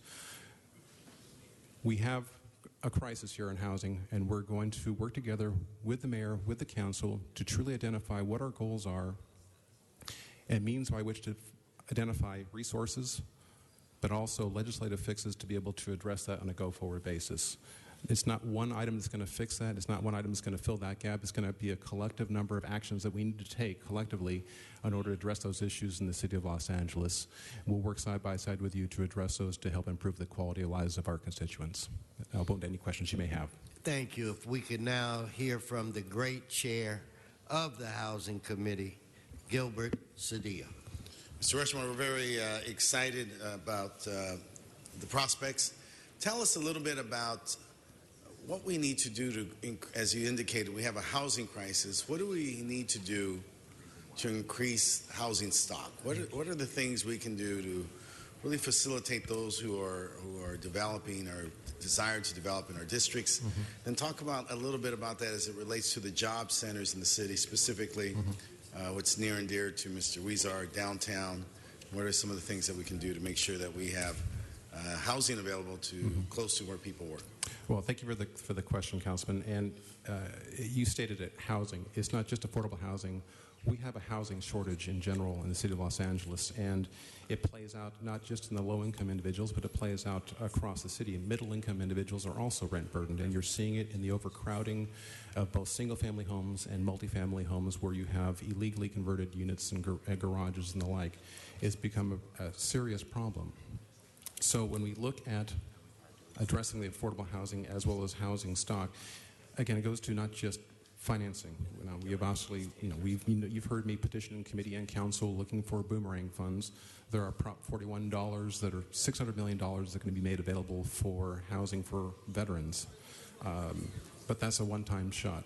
We need dedicated sources of funds to be able to address the long-term solution. In addition to that, there's legislative ways that we can actually enhance affordability being created in the city of Los Angeles. We need to work closely with the Department of Building and Safety and the Planning Department to streamline those processes so we can incentivize the creation of more affordable housing. We need to look at density bonuses and see if there's ways to enhance that. We also need to look at preserving what we do have right now. As you know, we have the rent stabilization ordinance, but there's ways that we can enhance that as well so that it makes it more difficult for property owners to remove the housing units from the market. So there's many different ways that we need to approach this, and what I'd like to do is work with this committee, council, and the mayor's office to come up with the numbers that we want to achieve and 3 to 4 or 5 different ways that we can achieve that are monetary and non-monetary to be able to successfully achieve what we need to provide additional housing here in the city. Mr. Huizar. Thank you, and Mr. Rushmore Cervantes, thank you for stepping up again. When I first started working with you, when you were leading the efforts at El Pueblo, that you came in at a time when there were some various issues that needed some attention. You quickly handled them, put out the fires, and put El Pueblo on the track to go to the next step, and we really appreciate your work there. I think we'll expect the same of you in this position. And as my colleague, Mr. Cedillo, mentioned, and we all know this, the need for affordable housing, the need for housing that ranges from providing simple shelter to the homeless up to workforce housing to market rate housing so that we continue to move forward as a city is in desperate need. When I first got elected in 2005, one of my first nervous times I spoke here at this chamber was when I asked a commissioner or the general manager at the time, what is the housing policy for the city of Los Angeles? We have yet to articulate that. We have yet to think about where we're building housing, what type of housing, and what type of revenue streams we're getting. You mentioned several for the long term to make that happen. Mm-hmm. I think with your leadership, working with the planning department, takes across departmental thinking to come up with a housing policy for the city of LA that makes sense. And as you know, and as Mr. Cedillo mentioned, housing and making sure providing the type of housing we would like to see cuts across many issues. It's social service for homeless, it's providing the basics for homeless, but it's also can drive economic development if done right. Affordable housing, workforce housing that continues our hardworking people to not worry so much and put a majority of their money into housing will continue to allow for reinvestment and improve our economy.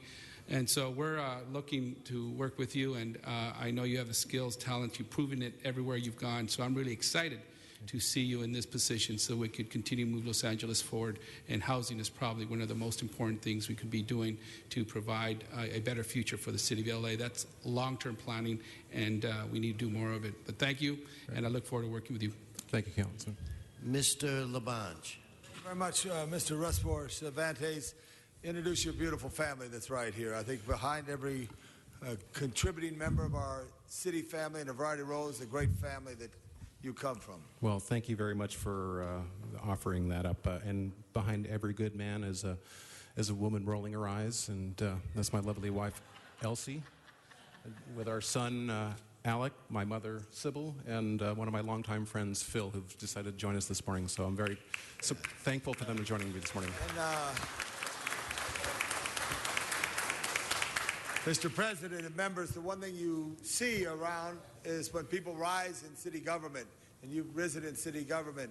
Where else were you a general manager in a variety of roles? Well, I served as general manager, as Councilman Weezer mentioned, at El Pueblo, and I was also the chief deputy controller for the controller's office for 3 years, and I was interim general manager and assistant general manager at the Department of Aging, as well as being in the CAO's office. And all of those different skills that I learned across the different types of services and programs that we provide has actually brought me full circle to where we are now, with the merger of this department with components of the Community Development Department, which includes the social service departments, the family source centers, domestic violence shelters, as well as managing the consolidated plan, has brought everything together in an organization that is really poised to be able to assist the city move forward. Because of the limited resources, it's forced us to look at alignment opportunities, look for collaboration opportunities, and having all of the different services and programs within one department, and coupled with what I bring to the table as far as the experience in working in those various departments, I think it's a perfect match, and that's why I'm very excited to take this role on. There's many daunting tasks we have ahead of us, but we need to be able to drive forward and get people on board with us, whether it be working with United Way for homeless issues, whether it be working with Metro to identify housing opportunities around transit stations. We've got 42 new stations coming in with the Measure R monies,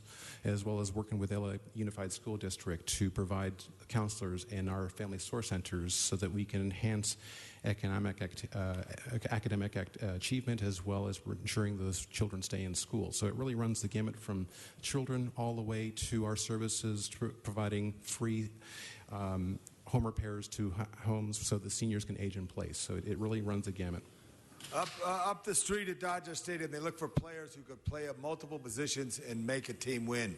You've played multiple positions. You could make this team win. We have to all work together and find that. When you mentioned MTA, I know there's board members here on the MTA. When I was on the MTA board, I'm still disappointed we didn't do all we could do in North Hollywood. And now Mr. Krikorian is going to push that forward. So charge ahead. Congratulations to your family, and thank you for all that you've done in our city and continue to do. Thank you, Mr. President. Mr. O'Farrell. Thank you, Mr. President. Over the last 12 years, you've been like a chameleon, and I think that your meandering pathway has arguably made you the most qualified general manager of this department. And I think there's a reason for everything. And we've had some really great talks about affordable housing, and I really appreciate that, and I look forward to continuing that. You mentioned, the affordability factor in Los Angeles, and the fact that we are over 60% renters. In my district, it's over 80%.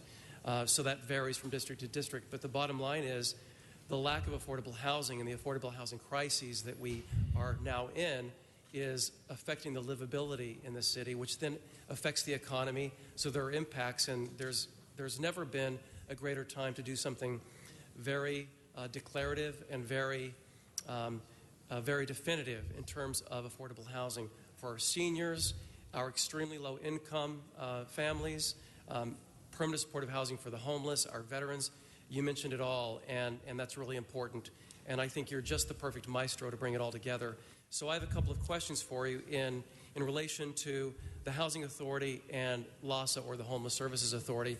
And I think that over the past many years, there's been maybe not the proper emphasis on the collaborative opportunities with the various agencies and the various caretakers, if you will, of agencies looking to house our homeless and our most vulnerable in society.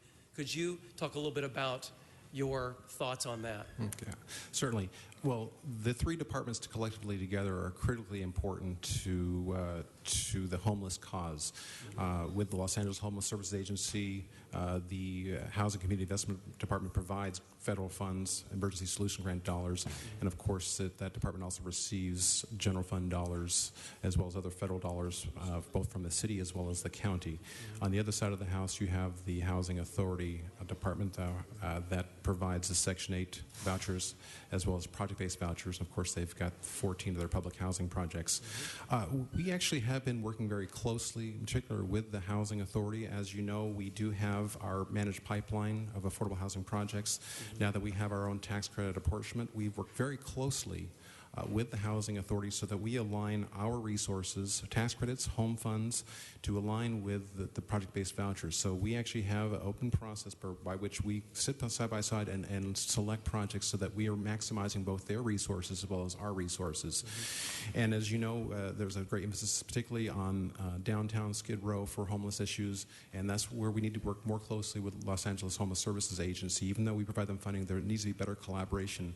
And I will say that even with them and working with United Way and the Home for Good emphasis with many different partners, it's really about telling the story. In the city of LA and county collectively, there's been a lot of great efforts made over the years, and the problem is because of the county city being so large, they've never really told their story, and there's not really been a true alignment. So both entities, county and the city, have done a great amount of work. It's just not been aligned in the proper fashion, and we've not told the story the way we need to. So I think that we will certainly, with the mayor acknowledging and taking on the White House's mayor challenge to end homelessness of veterans by the end of 2015, that has really put an emphasis on addressing homelessness, at least for that cohort, but we understand that that's just one piece of it we need to address, and it goes on beyond there about policies that relates to when we settled the Jones settlement, where there's right now we have a moratorium on police officers being able to sweep the sidewalks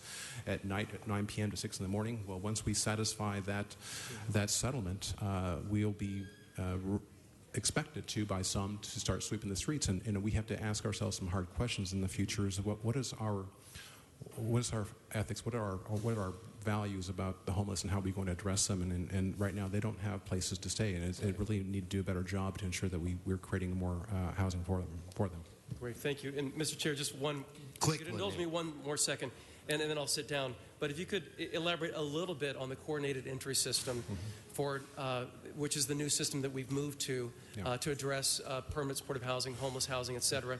If you could just elaborate a little bit on that, and then I want to thank you. I just think you're an outstanding choice for GM of HSID, and I can't wait to work with you a lot more moving into the future. So great, congratulations. Thank you. And going back to what I mentioned, Home for Good, that is run primarily by United Way, and they've created a system by which they're working with the County of Los Angeles, whereby we're trying to create a system by which we have those that are most needy, those are the biggest users, the chronically homeless, get them pre-qualified and have them come through this coordinated entry system, so that there's a methodology by which that we are collectively making a decision on who are the most needy and taking them off the streets, because we do know that those are the biggest users, the chronically homeless are the ones that are the biggest users of the system, so we need to target them first, and that's the department's at the table right now to discuss those.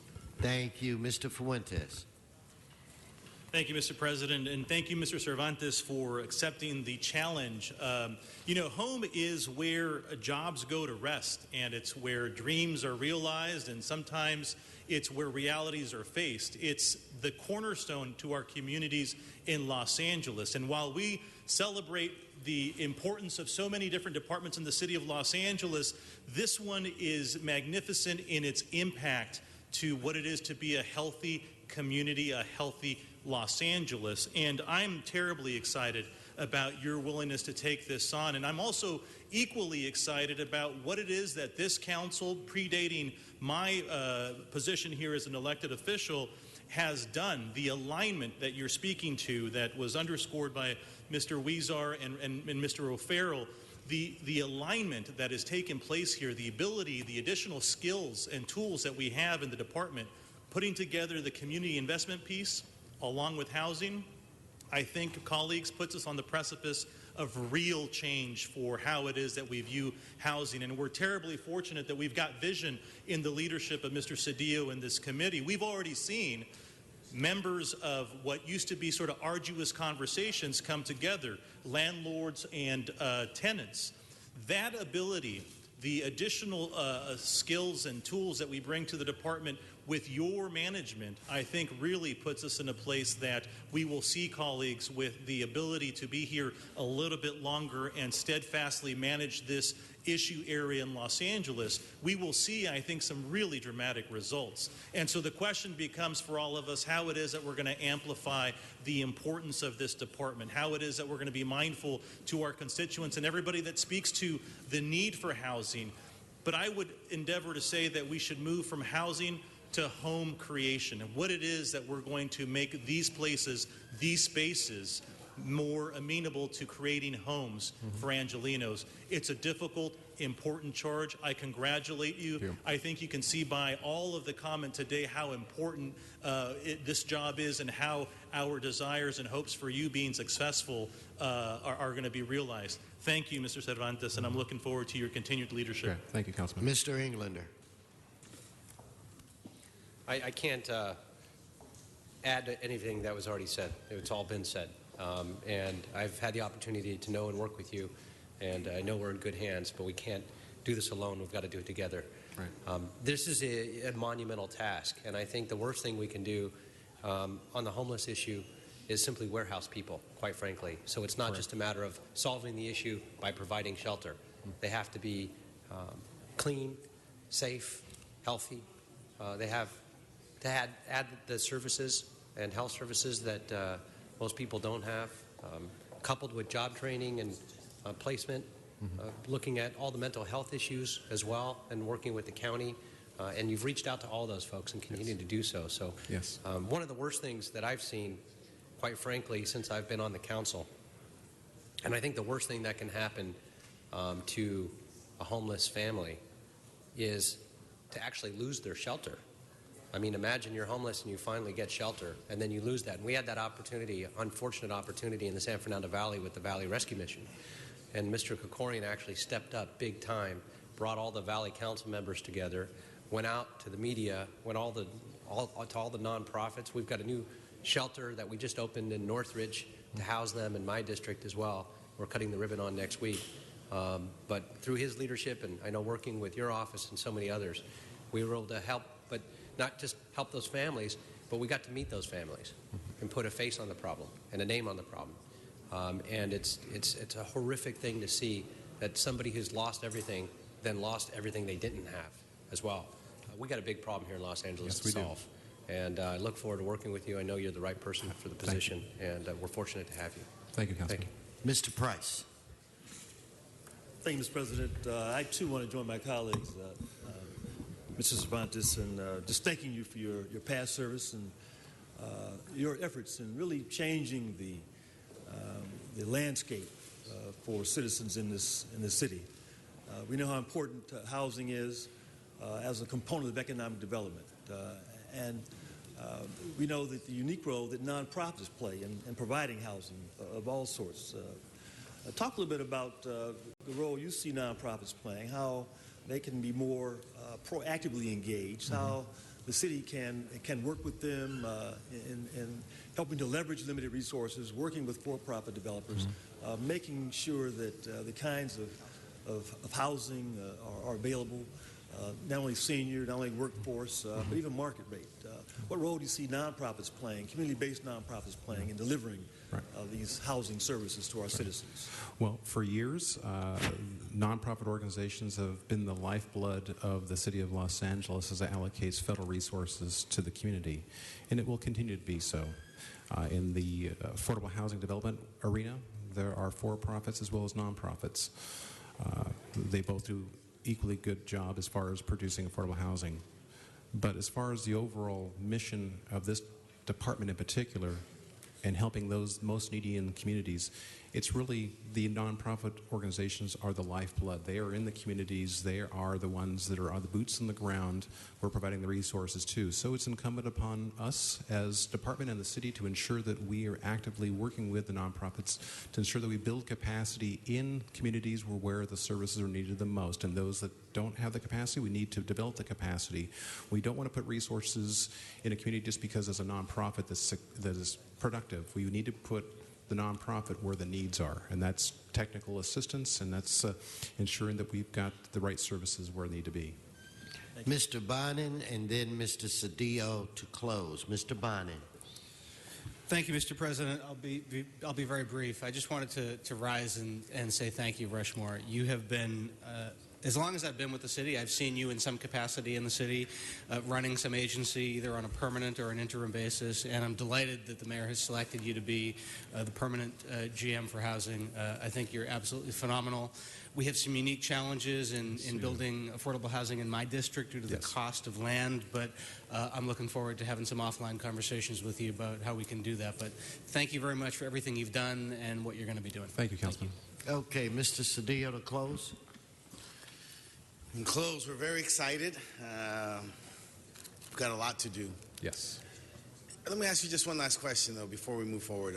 I want you to give us, we had a discussion about the homeless.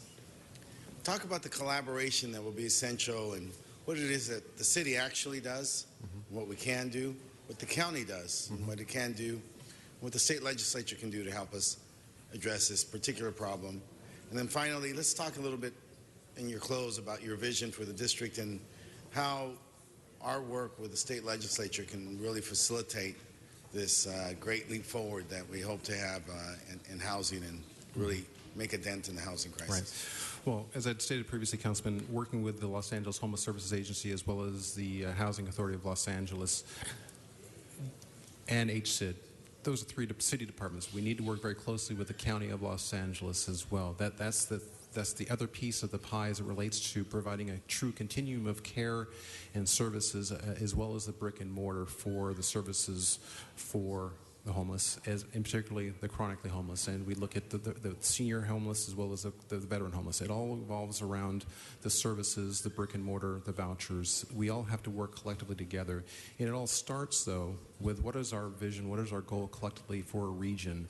And that's what's always been missing here, is really having that true vision. We know what the needs are based on regional housing needs assessments, but it's really targeting what is it we think we can achieve and what do we need from each of those entities to be able to collaborate and ensure that we have our resources going to the same target areas in the same parts of the city to ensure that they have equal access to transportation, equal access to care, whether it be medical, mental, as well as access to any social services, much like our family source centers, to make sure that we're enriching economic empowerment with them as well. We need to have the full spectrum of services because the weakest, the city is only as strong as its weakest link, and those are the people that we need to address the most.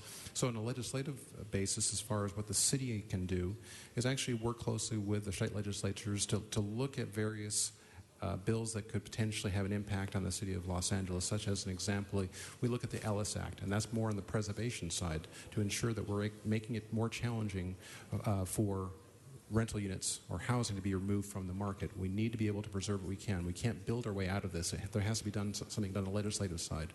Here locally in the city of LA, we need, again, once to look at, from a planning perspective, what type of zoning do we want to look at? What type of requirements do we want to impose potentially on for-rate developers? I mean, there's some easy fixes there potentially. When I say easy, it's easy on paper, but obviously there has to be a lot of dialogue and discussion. But it really comes from the point of having a clear vision as where the city needs to be, understanding there's a crisis ahead of us. Even though we've got a number of projects in our pipeline, 31 projects in the pipeline, the cliff is coming. The cliff is coming very quickly. We don't have the resources in place, so we need to really, as a community, as a region, both LA County and LA City, we need to be on the same page and be lobbying Sacramento for the very same things that Northern California is doing. They're doing a better job than we are, quite frankly. We need to step up the plate because we have the greatest need right here in Southern California, LA County, in particular LA City. We've got a tremendous amount of homelessness. We need to be able to get our fair share and then some. Thank you. Members, let's prepare to vote on this. Let's open the roll, close the roll, tabulate the vote. 14 ayes. Rush, congratulations. Thank you very much. We'll now move to item 10. No applause, no applause. We're going to move on to item 10. Mr. Koretz, you called item 10 special. Yes, I'd like to have staff come up and answer a couple of questions. Okay, so we can get the staff. They're already en route.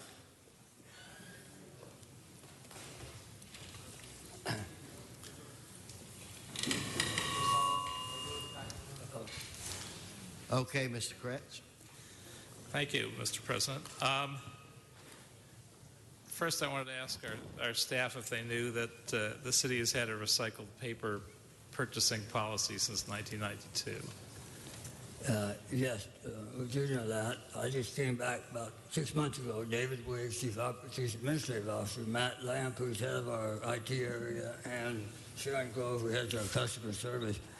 And absolutely, Councilman, we are aware of that. And I wanted to, maybe Don wanted to be here, I wanted to assure you we're very committed to that policy. In fact, our purchasing department is making a presentation today to our board that is a clearly stated goal in their operations and one that we were very serious about pursuing. So, yes. And did the RFP request recycled paper use? It did. In fact, I can have Matt Lant give you a quick brief and an update on that if that would be helpful, and some things we've discovered here very recently.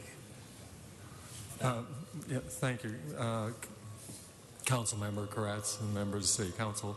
The RFP did include the requirements around recycled paper. When we first installed those paper printers, we were printing our old bills, which were all on recycled paper. When we went to the new bill design, which was full-color duplex printing, we started to run into a couple problems with the recycled paper, but we did print with them for a period of time.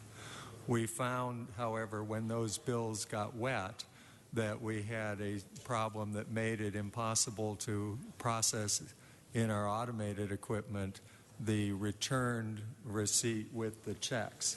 And so if we would get thousands of those back that could not be processed, we were having a significant problem posting people's payments in time, which in turn would lead to potentially late payment charges, a lot of manual intervention required.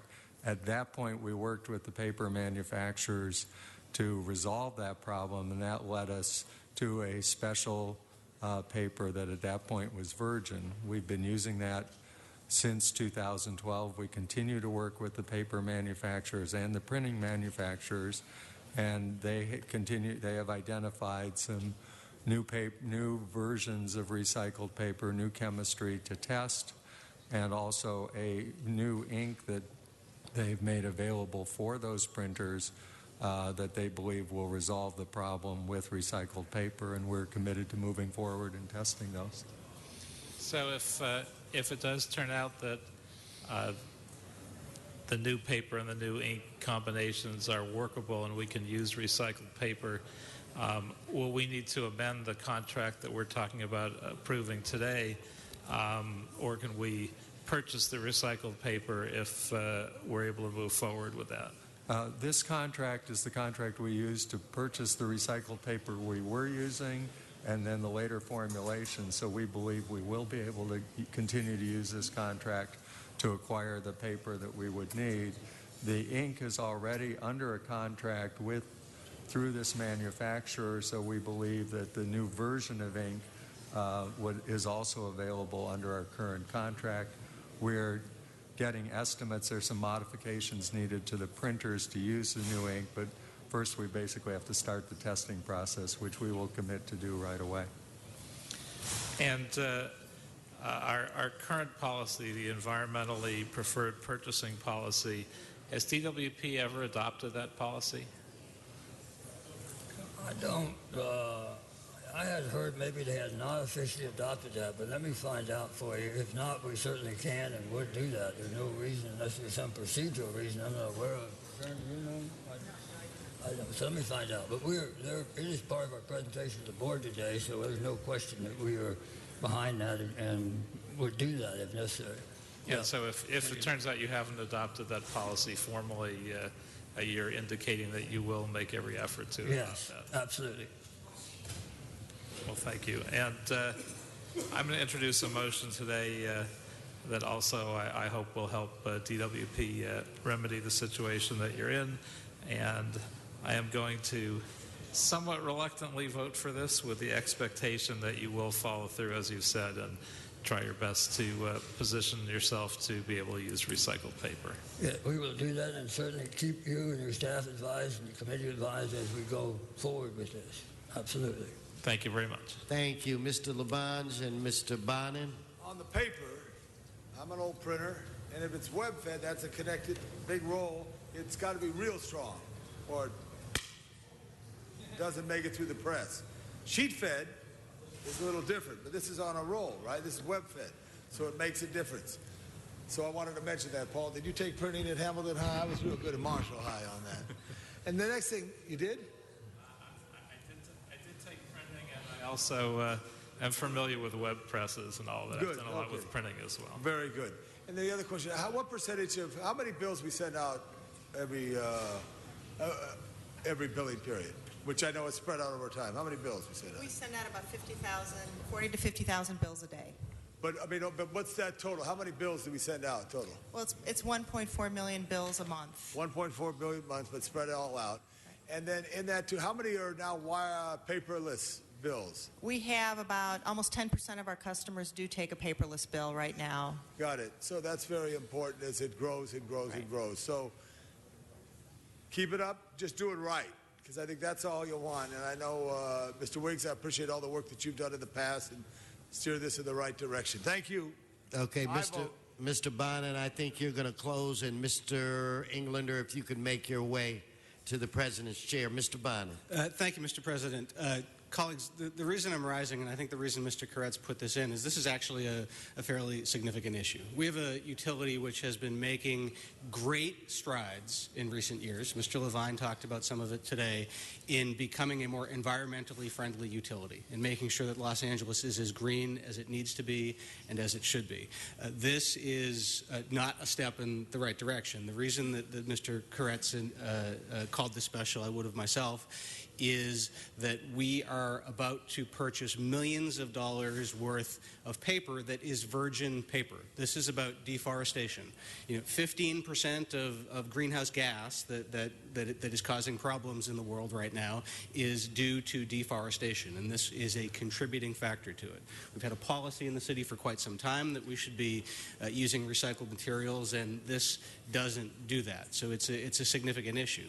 It's frankly twice as significant as it would have been a few months ago, because we're now going to a monthly billing cycle, so we'll be using twice as much virgin paper as we would have been otherwise. So I have concerns about this. It's been explained to me by my staff that part of the reason you're buying this paper, the virgin paper, is that the machines we've purchased can't handle the recycled. Why, if we have a recycled purchasing policy, why did we buy machines that can't handle recycled paper? Well, actually, as I said, we initially were printing on recycled paper. The problems we ran into had to do with as we automate the process and have to rely more and more on very precise barcode locations and legibility, what we found is if the mail got wet in any point along the process between when it left us and when it came back to us with the return envelope, those barcodes were no longer legible. And that meant that we could get thousands of return checks in a day that we could not process. Is the issue that that we're buying the virgin paper because of the issues with the printing, the outgoing, or is it about the scanning and the incoming, or is it both? Well, it really relates to both. It has to do with whether or not the ink is flowed enough into the paper that it can withstand, the paper quality can withstand it getting wet without smearing the barcodes. And that's what we believe in talking to the manufacturer, that some of the new configurations, chemical makeups of recycled paper and the new ink can solve. But these are pretty recent developments, and we will move forward to test those and move into it as soon as we can. I would think part of the recycled purchasing policy would be making sure that if we buy equipment that handles paper or handles materials, that it can handle recyclable material. Lots of places make recycled paper. Have we tested recycled paper from other places other than Staples? We were working with, really, Staples is a supplier that gets their paper from multiple sources. You could just be mindful of your time, Mr. Bonin. We went through them to multiple sources, and really we're working with the paper scientists on the configurations that were required in terms of both strength and absorbency of ink and the ability to resist the water Final question problem. very quickly. When I sign on to pay my credit card bill online, I get hit repeatedly every time I sign on by a pop-up ask saying, please go to paperless. When I pay the DWP bill, I don't, although there is an option to sign up, I don't get that. Is there a way we can do that to more forcefully encourage people to switch to paperless? We can absolutely do that, and we should do that. So I will work on that. Thank you. Okay, seeing no other speakers on the queue, and I understand the paper scientist couldn't be with us today. Is that correct? Okay. Seeing no other speakers on the queue, we'll go ahead and open the roll on this item. Close the roll and tabulate the vote. 12 ayes, That 1 item is no. approved. Great, thank you so much. Now I'd like to go to item 2. Mr. Clerk? Oh, well, actually, I'll turn it over to Mr. O'Farrell. Mr. Chair, thank you. Oh, Madam Clerk, I apologize. Yes, please. All right. Colleagues, I would like to introduce Randall R. Murphy, who is an appointment to the L.A. City, L.A. County Native American Indian Commission, and just introduce him to all of you and talk a little bit about the work of this very important but oftentimes little-known committee. Welcome, Mr. Murphy. Thank you, sir. Mr. Murphy was approved through my committee last week, and his resume is so incredibly impressive. Here are a few examples of that. Graduate of Yale Law School, chairman of the Yale Law School American Indian Law Students Association. Mr. Murphy is a member of the Lakota tribe by adoption, but born part Choctaw. The commission that he's being appointed to processes the federal grants and the work and the amenities and resources that are provided to LA County from the Bureau of Indian Affairs. Here's an example of what we're looking at. Serving 250,000 Native Americans from over 200 tribes locally. We're the second largest population just in LA County in the United States. So the work of this commission is very, very important. The 3 biggest tribes in LA County are the Gabrielinos, Fernandeos, and the Chumash. Currently, Mr. Murphy is a Deputy Attorney General for the state of California. He has been working to establish a free legal clinic for the Native American community in Los Angeles, working with the commission he is now being appointed to. Is a neighborhood activist and served on the Greater Toluca Lake Neighborhood Council from 04 to 06, and is on the National Native American Bar Association. So I just wanted to take a quick moment, have him just say a few brief remarks about himself and his goals for the commission, and then I urge a full support and confirmation of his appointment to the commission. Thank you. Mr. Randall. Thank you, Councilman O'Farrell. Thank you, Mr. Chairman and members of the committee and the City Council. It's a great honor to be sitting here today, and I don't know how to express that simply, so I will leave it at that.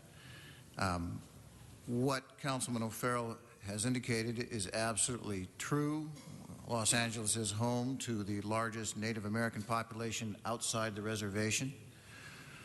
And we have a community which is poverty-stricken. We have a community which is lightly educated.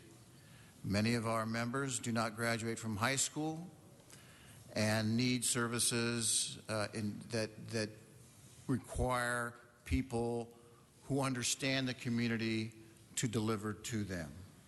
And Councilman O'Farrell mentioned my efforts to establish a Native American legal aid clinic.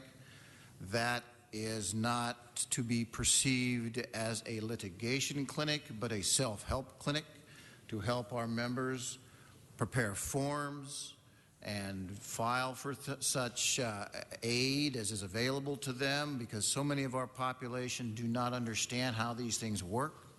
And that is an important thing to help them get aid and services that are in place already, but which they don't really know how to access. I've also spoken with Councilman O'Farrell. The committee that I've appeared before on Los Angeles Unified School District already has a Native American group within it, which is focused on keeping our kids in school, which is a tremendous problem in our community. And hopefully we'll be able to expand our work to help them do their job correctly. If anyone has any questions, I'd be more than interested in helping answer them. Great, thank you so much. Appreciate that.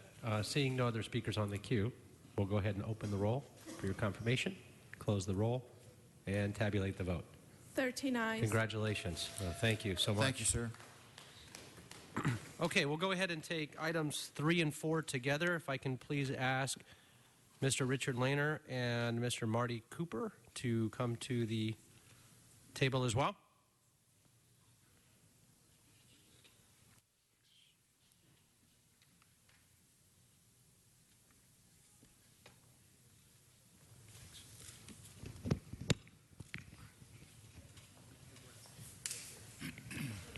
First, if you don't mind, I'm going to do the introduction on both of you, if I could. And because I've known both of you for so long, so many years, and you've done so much for the city of Los Angeles, and particularly the San Fernando Valley. Richard, you have been a major force in the Valley and critically important to the mainstream business and the thriving business economy there. It's truly phenomenal just going through. I'm not even going to go through your professional resumes because, quite frankly, they're just too long, both of you. But just your civic engagement, just to give people a sense of some of the things that you've done is remarkable. And these are high-profile leadership positions. Richard Lehner was chairman of the United Chambers of Commerce in the San Fernando Valley, president of the Encino Chambers of Commerce, president of the Neighborhood Council, president of the Executive Committee, the Economic Alliance, member of the Business Advisory Committee to the Speaker, at that time, Bob Hertzberg. He also served on Assembly Member Levine's Advisory Commission, member of the San Fernando Valley Transportation Strike Force, serves on the United Chambers of Commerce, Director of Finance and Marketing, President of the Encino Business Improvement District, Chairman of the Board of the Valley Vote, Executive Committee member of the Encino Chamber of Commerce, member of the Executive Committee of the Economic Alliance, was appointed to the Commission of the North Valley Planning Committee and served as its president as well. Is an adjunct professor, marketing and management. Currently serves on the loan committee of the Valley Economic Development Center. Is a former Fernando Award recipient, the highest honor given to any awardee or lifetime of volunteerism in the San Fernando Valley. Past board member and president of the Commercial Division of Southland Regional Association of Realtors, a member of the International Conference of Shopping. This goes on and on and on and on. I mean, it's really. Did you clone yourself at one point in your life is what I really want to know. I've known you for many years, you and Barbara, your whole family, truly phenomenal people. And I will ask both of you to answer one question as soon as I go through both your introductions. Marty Cooper, another living legend and an icon here in the city and the Valley.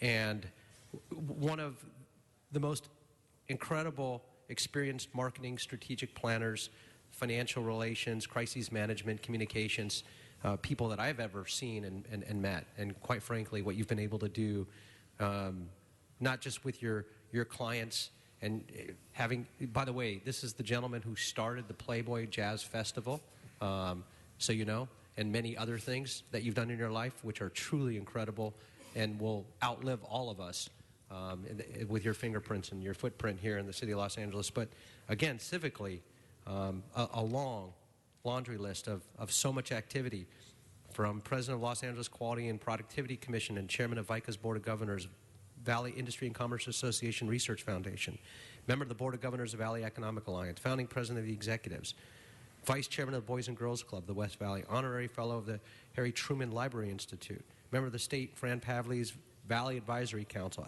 Academy of Motion Picture Arts and Sciences, Directors Council of UCLA William Andrews Clark Library. It goes on and on and on. Your awards from PRSA and so many other things, well deserved. Having you two on the Convention and Visitors Bureau board, the authority is critically important. My question to you, and because this is one of the most important major economic engines here in the region, attracting tourists and visitors here to Los Angeles, and looking at all of those issues, and we finally have a partnership, public-private partnership, where we've established that with the Convention Center as well, so we can do a lot more. The 2020 Commission that came out, there was a recommendation to reach out to all the other municipalities and start creating some kind of JPA or MOU with all the other regions here to start marketing Los Angeles as a region. What do you feel about that, and what kinds of things do you think we should be doing to attract more visitors here to Los Angeles? And I'll let you both take a stab at that. The commission to which we're for which we're nominated today itself is a joint powers authority between the city and the county. More things get done when more people and more organizations are involved. I'm sure you all saw the story in this morning's Los Angeles Times that shows that Los Angeles has slipped to number 19 in the country when it comes to preferences for locations for conventions. We all are very proud of the fact that we're the second largest city in the country, but we're number 19th when it comes to conventions and business meetings of size. Tourism dollars and convention dollars are the cleanest dollars we can have in this city. People come here, spend money, have a good time, and then they leave. Their need for city services is minimal. The dollars they leave behind is, to use what is not a real word, maximal. I think we only do ourselves good by working with as many interested parties as we can in order to improve our stature as a convention and tourism destination for the country. I think we've been charged with the obligation of expanding the convention center, developing the hotels in the area, and creating a better atmosphere for the convention years. I think that my background will allow me to do that, since I've been in real estate and in finance. And I'm excited about this prospect. It's quite a job. But I think reaching out to the other communities, and as Councilman Englander knows, I know a lot of people in the other communities, and I will be, if asked to, I'll be involved in meeting with these other communities and bringing them together with us. Great, thank you. Seeing no questions from any of my colleagues on the queue, we'll go ahead and open the roll on both of you together and close the roll and tabulate the vote. 12 ayes. That's unanimous. Congratulations, Commissioners. Really appreciate it. Thank you so much. Thank you. Thank you. And thanks for your service, your continued service. Okay, we're going to go ahead and take items 31, 32, and 33, commission appointment reappointments together. And we have one card from Mr. Walsh.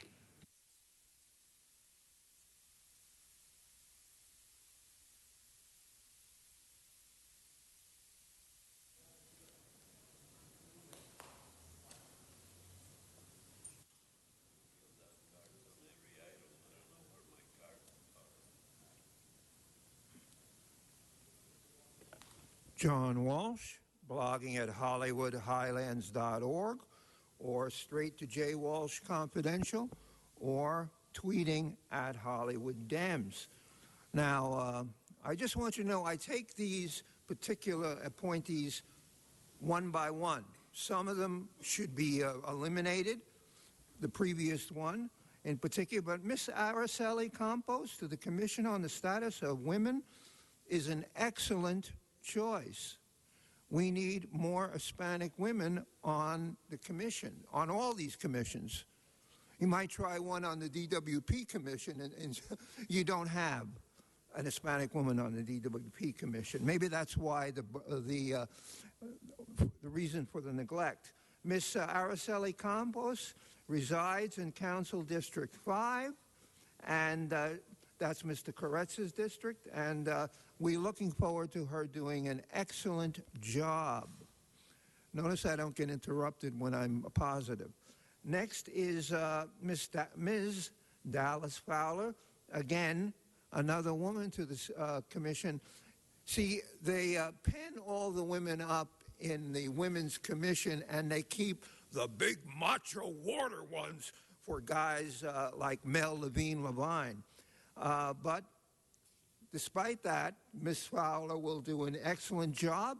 We checked on Ms. Fowler. As you know, one of your previous appointments was caught and is in prison now for kiddie porn. Ms. Fowler has no record of any kind of kiddie porn. And the third one is Ms. Jessica Postigo, again to the Commission on the Status of Women. I'm not sure whether they're going to have... so now it's 7-0. Well, we men really don't understand the status of women, so I think that 7-0 is fine when it's the status of Commission on the Status of Women, but it's not right when it's on other commissions. I think these are three good appointments. By coincidence, they're all contributors, either directly or indirectly, to the Mayor Garcetti's campaign. And we'd like to point out that when Bradley was mayor, you just got appointed. Reardon, you got appointed. Now, all three of these women had to file was given a statement to sign without a date, an undated statement of resignation. So if the mayor doesn't like what they're doing, he just puts the date on it and boots these three women out.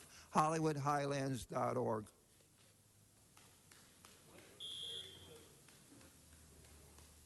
Okay, and Juan?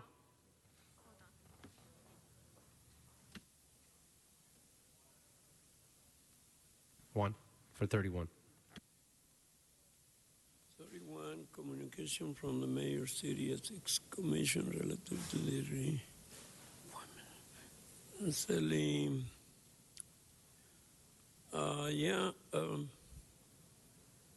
On the previous homeless item thing. Again, it's got to be on this specific item. Oh, okay. You filled out a card for item 31. Yeah, I just noticed that those people that service the homeless make more money than any homeless ever will. And again, that's not on the item. That's cool. I mean, any of these people that you put in, really, what difference does it make? You're all playing with a system that systematically puts down homeowners and people that actually could be better contributors, and it's all the same thing. It just keeps going around in circles, and things don't really get fixed. But in theory, everybody here bores everybody to death with all these flowery speeches and absolutely nothing for the people. Blah, blah, blah, blah, blah, blah, blah, blah.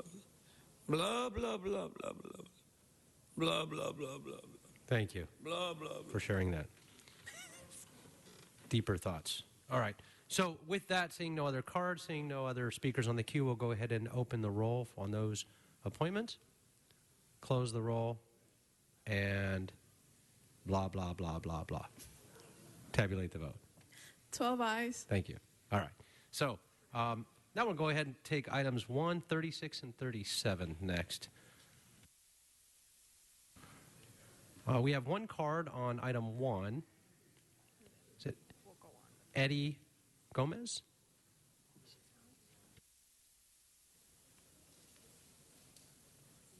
And Sergeant, can we get you to move the center chair?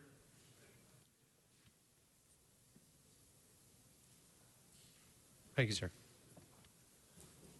Yes, Your Honor. I'm in a hardship. I've been assaulted many times. I've helped the community many times. I did a desk for Mayor Bradley. I helped Gil Garcetti get elected. I've worked on his campaign. I've helped Art Snyder. I was coaching the kids. I worked aerospace. I worked recreation and parks. I worked post office. Right now I'm having hardship. I just was assaulted again. See, I'm supposed to be in the hospital. I'm supposed to be with the doctors. I'm supposed to do x-rays. I the $600, I go, I'm willing to make payments. I go, I need an extension. I go, I don't want to lean on the house. I've been a good pillar of the community. I just talked to them. I have a council meeting tonight with them. They sent me a letter saying it was $100, and then it went to $600. I never got the letter. They sent it to the post office. I had to pay a payment because they were short on postage, so it went up to $600. Right now I'm indigent. I'm on a low income. I'm fixed income. I took care of my mother. I take care of kids. I help people, and right now it's really hard for me. I'm only on fixed income. I'm barely making payments. But if this is so if I could get extension or something. This is what we can do. The council office is going to meet you on the side, and we're going to go ahead and hold this over for 2 weeks. So that'll be September. Actually, why don't we make it 3 weeks, September 9th? I don't a have little the more ability time. is there a way I could do a payment plan? I'm willing to. Well, they're going to meet you on the side to see what they can work out on that with you. Okay? Thank you, Your Honor. So we'll go ahead. We won't take an action on this today at all. We'll bring it back in 3 weeks to find out if you were able to work something like that out. All right? Thanks. All right. Bless you. Thanks for coming today. Appreciate it. For the record, Mr. President, that's item 1C. That is 1C. That is correct. Next on these items, we have Herman for item 1, item 36, and item 37.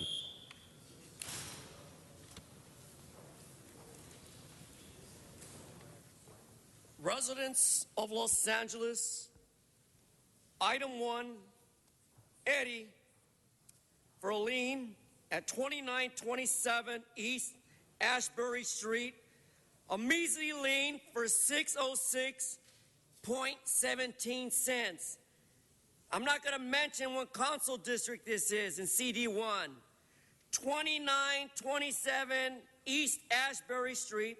I want this proposed lien for noncompliance in city code and Los Angeles Municipal Code for these provisions to stop, to cease, to disrupt and abuse all of those who are adversarially affected by building and safety. Just like the gentleman in the walker.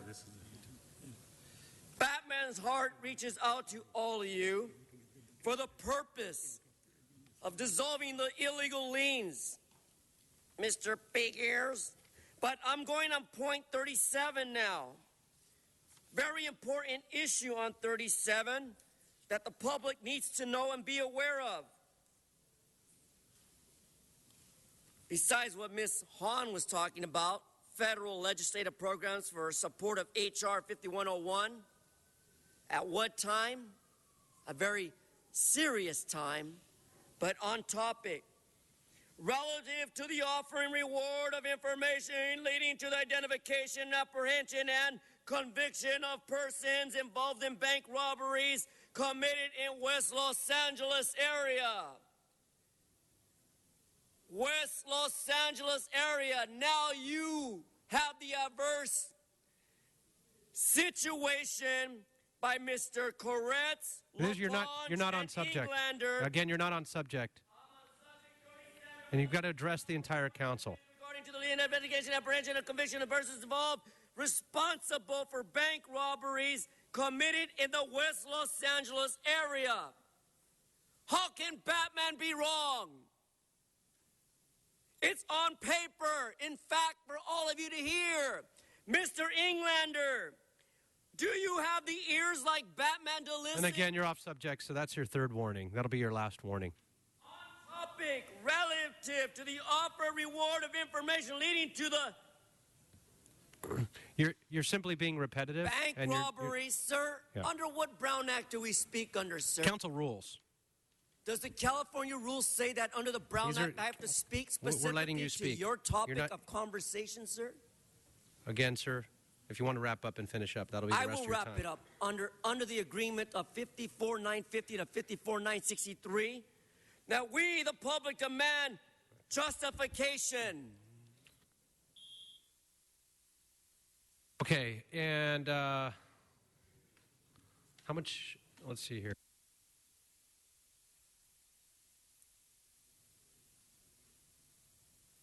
All right, Juan for items 1, 36, and 37.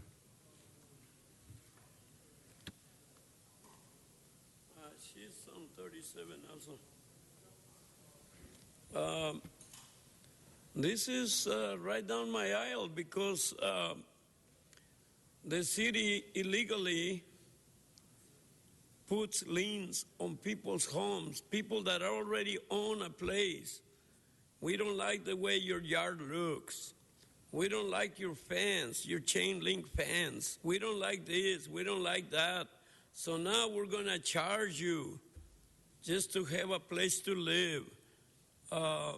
You don't have enough bills from DWP and the electric commission and blah, blah, blah. You don't have enough things on your shoulders. So now we're going to put another lien on you. And eventually we'll wind up with your property in our payroll. And what are all those people that are putting the liens? They're making money on other people's misfortune. What a stupid system. I went to Guadalajara, Mexico, and they have too much water over there. And you ain't got no water over here. Okay, again, not on the subject. So please stay on the subject. This is on infrastructure. We need the infrastructure to have all the services running. And we don't need any tax liens or building and safety department. The city is not that safe. A little earthquake is going to crumble everything to the ground anyways. So, and we had 2 earthquakes lately. That means we're probably headed for something big. Yeah. Batman. Again, not on any of these subject matters. Right. He knows what's going on. Thank you, sir. Thank you. All right. Donna Perlman. 37. 37. This is the information leading to the conviction of series of bank robbers. Personally, I would think that would not be safe. If I knew any information on this, I sure wouldn't give it, because these people are very dangerous, and chances are, if they're ruthless enough to go after a lot of banks over in West Los Angeles, chances are they'll be ruthless enough to go after anybody who gives information. Snitches get stitches. And basically, I would like to see people should be able to protect themselves by able to arm themselves in case they go into a spot where they go in and people wanted to rob the bank. They would leave if they knew that somebody over there might be able to stop the robbery in the first place by just pointing at them. So, until they actually got somebody real like a police, just to hold them off, not to actually do the thing. And so I just wanted to say that I meant to say that gun control laws only impede the law-abiding citizen. So I don't trust this reward system for going after bank robbers, because basically you're going to get yourself in danger. Just let the police do their job. They'll figure it out how to do it. You don't need to nobody needs to have themselves killed over this reward. Thank you. Thank you. And we have one more card on 1E. Rod Sellard.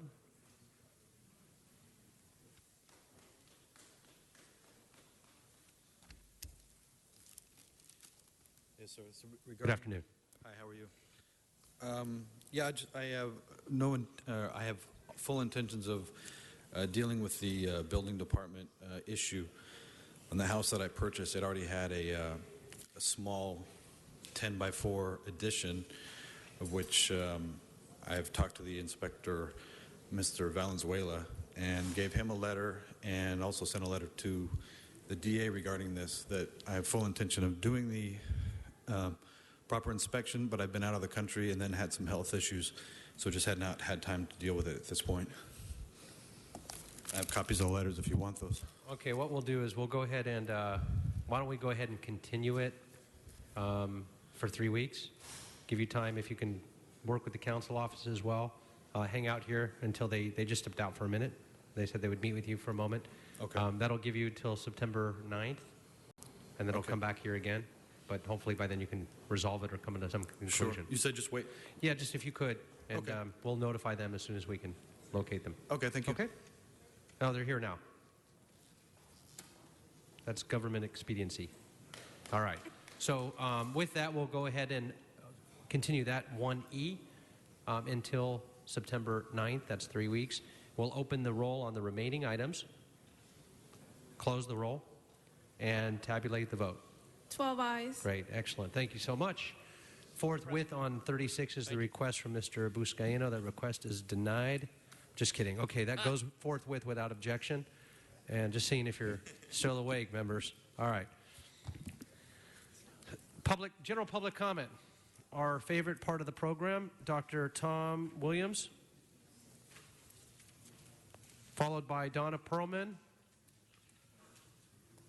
followed by Jose Martinez. And if the other two speakers can line up behind the second set of velvet ropes. So I know you're ready. And followed by John Walsh, Brian Barajas, Herman, Juan, and Eddie Gomez. All right, that's the lineup. Dr. Tom Williams, LA 32 Neighborhood Council, also Sierra Club Transportation Committee. Over the last couple weeks, the MTA has had a couple of meetings regarding the State Route 710 North Extension. Problem, they are now saying that the portal will extend from approximately Hellman on the existing 710 stub to about 500, 800 feet north of Valley Boulevard, the portal.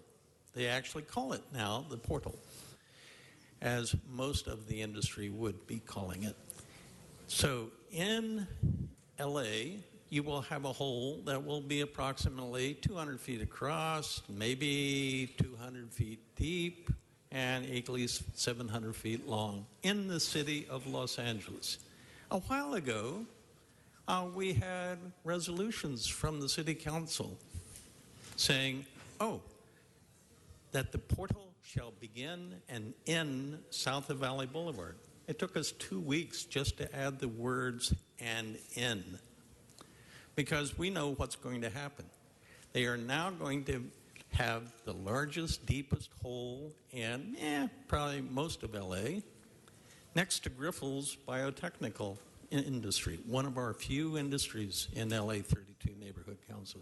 So we're quite concerned that the city representatives to the SR 710 North Extension Technical Advisory Committee and to the stakeholders committee meetings are not representing the city of Los Angeles and what we need. We have to stop the 710 construction in the city of LA, as you have voted unanimously for. Thank you. The name is Pearman, by the way, not Pierman or whatever you said. Anyway, we need to reopen, my name is Donna Pearman. We need to reopen Van Nuys video conferencing to allow people from the valley to speak to City Hall so you don't have to take the 2-hour trip to downtown. Reopen it. Second, I need to, as I said in the speech just a minute ago, that gun control laws only impede the rights of law-abiding citizens. Gun control laws take away the rights of gun owners of every ethnicity, rights of American blacks, Hispanics, Asians, Caucasians, and so on. Now I bring back to Ferguson, Missouri. You want to take away their rights to protest, like you take our rights to protest by video conferencing. Yes, you want to take away the rights to protest. The police do have the business, protect businesses and keep order, but standing in full gear only intimidates them and angers the crowd. They could not, they should have told him it was time to go home, come back to protest tomorrow, so all that gassing wouldn't have been necessary, tear gassing wouldn't have been necessary. Not go home, we will arrest you. Second, I believe the police overstepped their boundaries with Michael Brown having to kill as the last resort, not first. that they could have stunned him or disabled him or asked for backup. 6 shots to an unarmed teen suspect is too much. The policeman will have his day in court, though, and let the courts deal with them. Let's not loot and burn our own communities. And let's come up with a solution. We need to be able to gather this what ISIS and other terrorists want. Divide us and destroy us. We need to unite. All people in America, unite and be ready to fight the terrorists who have no mercy, no negotiation, no Bill of Rights. It was, and over there is murder and slavery in Iraq to the Christians. Where is the outcry from the Christians? None. So we need to bring together, come together, because that's the only way we can fight terrorists, not be...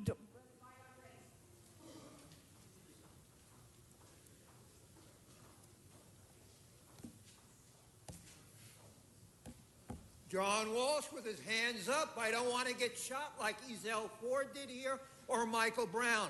My white skin protects me. If my skin were black, I'd probably get shot. That's the way it works here and in Missouri. Let's start with Boxer Feinstein sit-in you didn't hear about in the media. Yesterday, Code Pink and a women's peace group and Palestinians occupied the offices in L.A., you didn't see it in the press, of Dianne Feinstein and Boxer.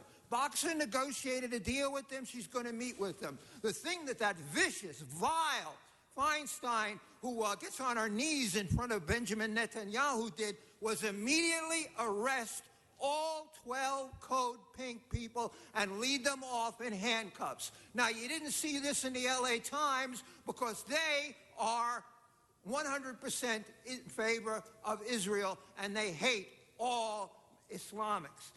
Austin Butner, the new publisher, is making $675,000 a year, and all you reporters over there, a lot of you are going to get fired.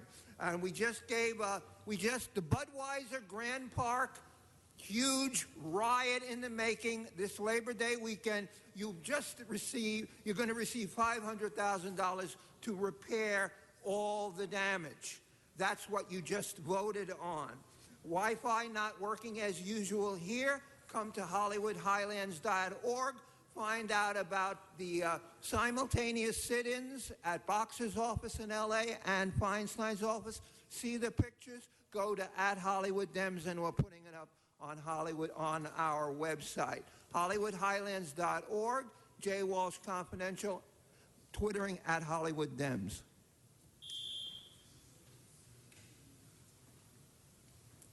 Angelinos, Live Nation Worldwide Incorporation, old music, old noise, old business, made in America. Item number 36, and regarding the what? Negotiated compensation of $500,000? No, $500,000 for the use of city services for Live Nation Worldwide. Budweiser, Budweiser, Budweiser, bring it on, bring it on. All we need is more yellow tape, right? Caution, do not enter. Why? Because it is civil rights activist Mr. Herman from Boyle Heights who've asked me, Batman, to speak on behalf of Mr. Speaker there to make him understand what the litigation of this council's for. And while Batman was at the LAPD Police Commission this morning, you can go on live and listen, Batman had a very important concern. That concern was that you, the public, needed the assistance for the welfare and the safety of all those who are being injured and killed by whom? The uneducated police officers who abuse people with ADA issues. People who are being injured, killed, because they raised their hands up. And all we can do is place the yellow tape up. Caution, do not enter. So reach out, Americans. Let's join the club. What this council is all about. Item 36, made in America, $500,000 for the use of city services, Live Nation Worldwide Incorporation of America. Comply with ADA. Mr. Englander, listen. Big ears. I'm sorry, did you say something? Okay. Next speaker, please. By the way, camera people, we have better cameras than you. We can do close-ups while you try to minimize us. You are a total idiot working for the system. And it's not working. Look, we got real close-ups right here. And you know what? We're telling you what you are. You're a bunch of servants which have gone array. You have actually climbed on top of your masters, which are we, the taxpayers. And I don't know how the hell you got those jobs that you are so proudly representing who? Not the people. You're representing yourselves. And the housing commissioner, I went to ask him, when can I get a house? Hell no, all we got is shelters. What the hell? You don't offer any permanent solutions to any problems. The problem of housing will only be solved when everybody has a place to live and doesn't have to pay rent to some other idiot that is only getting rich out of others, such as the guy that used to own the basketball team that just sold for $2 billion. That asshole wouldn't even let anybody in his buildings that he did not approve of. And you talk about civil rights and these rights and homeless rights, you're all full of shit.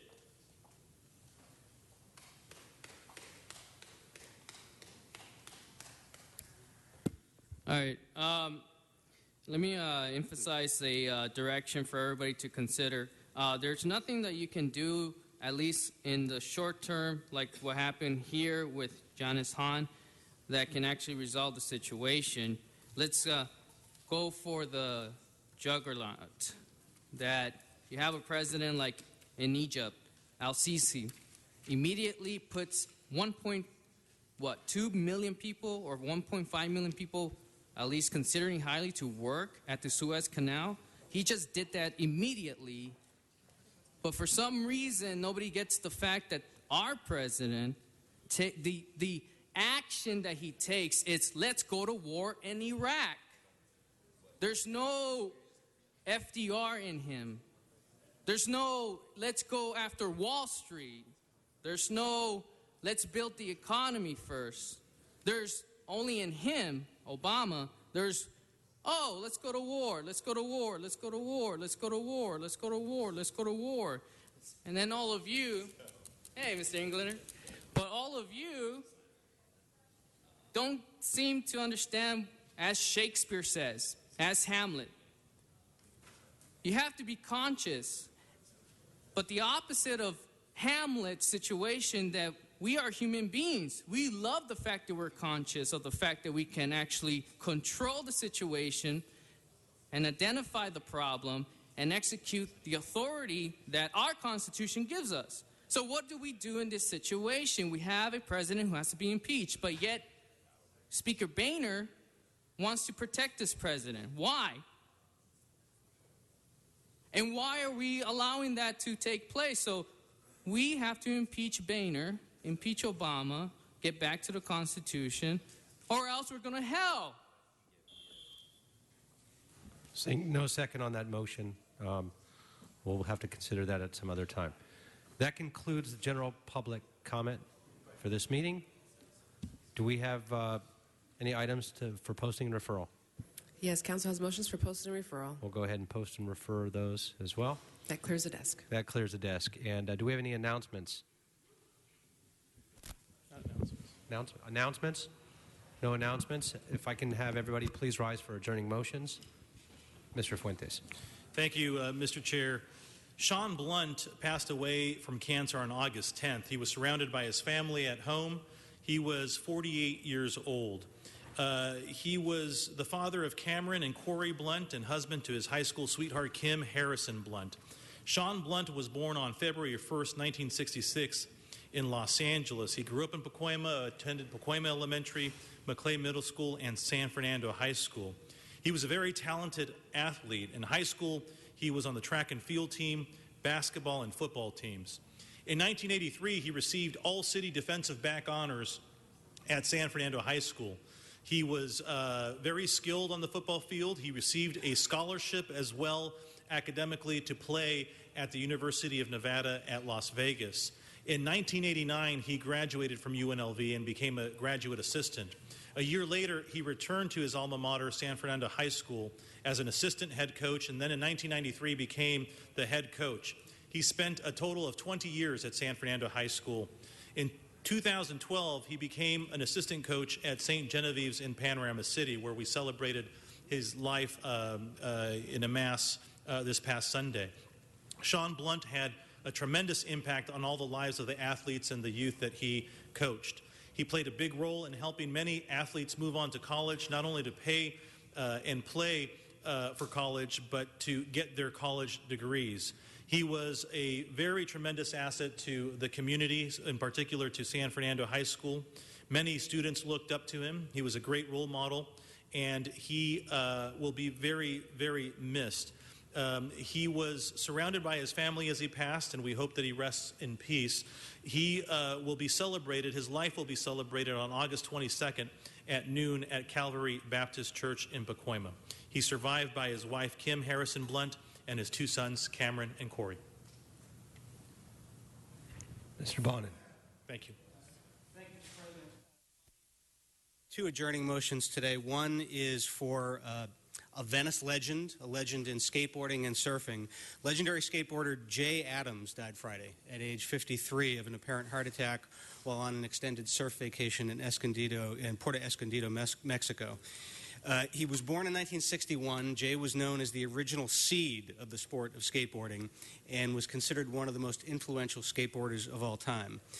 He was one of the edgy Z-Boys of the sport, featured in the widely acclaimed 2001 documentary Dogtown and Z-Boys, and was portrayed by Emile Hirsch in the 2005 film Lords of Dogtown.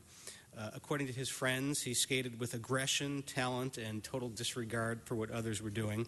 He won several championships in skateboarding and in surfing, and was renowned for a style that was so fluid that he was nicknamed Pure Seed, and even the Chosen One. He mostly shied away from big money contests that arose from the sports. He didn't like the professionalization of skateboarding, and he really just did it for the pure love of it. He liked to stay close to the renegade roots of skateboarding. He did, over the course of his life, get in some trouble with the law here and there. Struggled, as many from that era in Venice did, with substance abuse and addiction. But he died sober, reading the Bible every morning. He was absolutely legendary in Venice. If you, not just in skateboarding, but in surfing. If you're someone who surfs or you have seen surfers out there, they are the soul siblings of Jay Adams. All those folks out here in Los Angeles skateboarding, in our skate parks, in our streets, in legal places and in illegal places, are sort of the children of Jay Adams. He is the father of skateboarding in Los Angeles. He will be memorialized in a typical surfer tribute in Venice at the end of the month. I'll have details later, but after the fundraising is done to get his body back from Mexico, there will be a memorial service on the beach near the Venice Pier, followed by a traditional paddle out. I expect hundreds will be attending, because he really was an icon of an era and an atmosphere in Venice that has since changed and passed a lot. I'd also like us to adjourn today in memory of James Wickham, the brother of the CLA's John Wickham. James was an employee of DOT, John's younger brother. He passed away Friday, August 15th, at the age of 46. He was born in 1968 here in L.A. and raised in Atwater Village. After attending local schools, he began his work life installing exhibits at trade shows and conventions at the L.A. Convention Center. For nearly 20 years, he worked in exhibit halls across Southern California, before returning to school to receive training and certification as an electrician.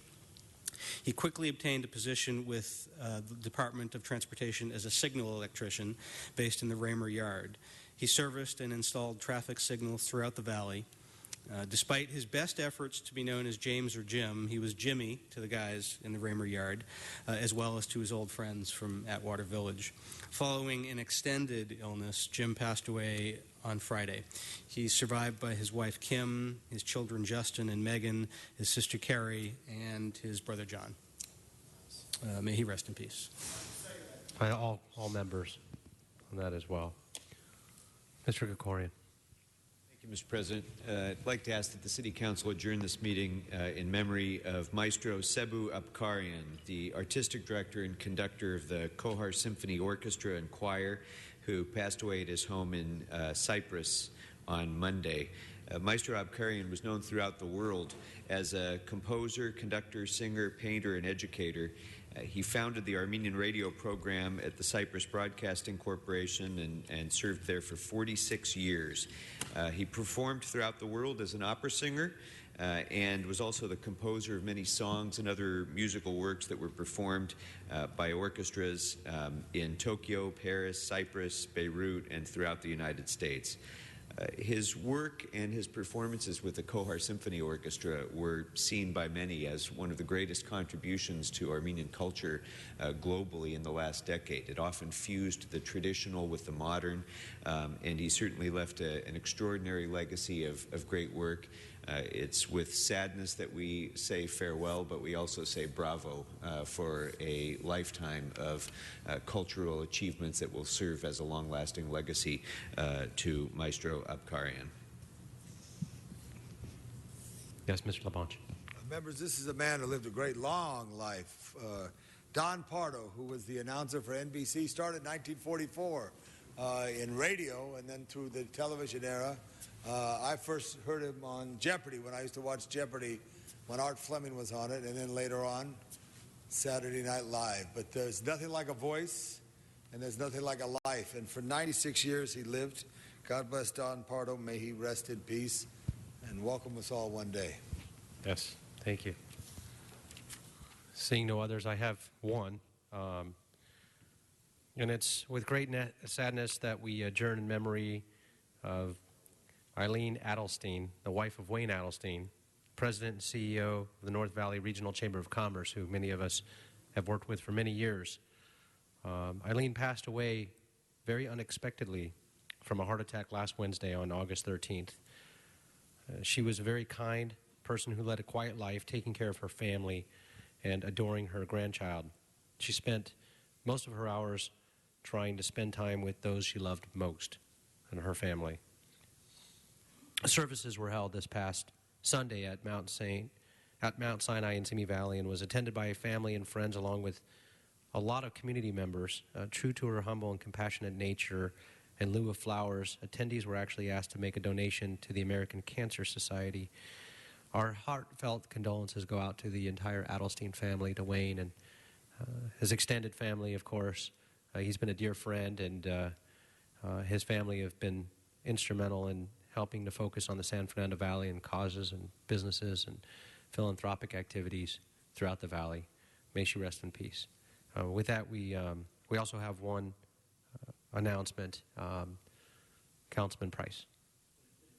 Thank you. The events in Ferguson, Missouri have once again focused national attention on the use of force and transparency in our government. In fact, in our community, 2 days after the Michael Brown was killed, Ezekiel Ford of South LA was killed after a traffic stop and a struggle with an officer from the Newton Division.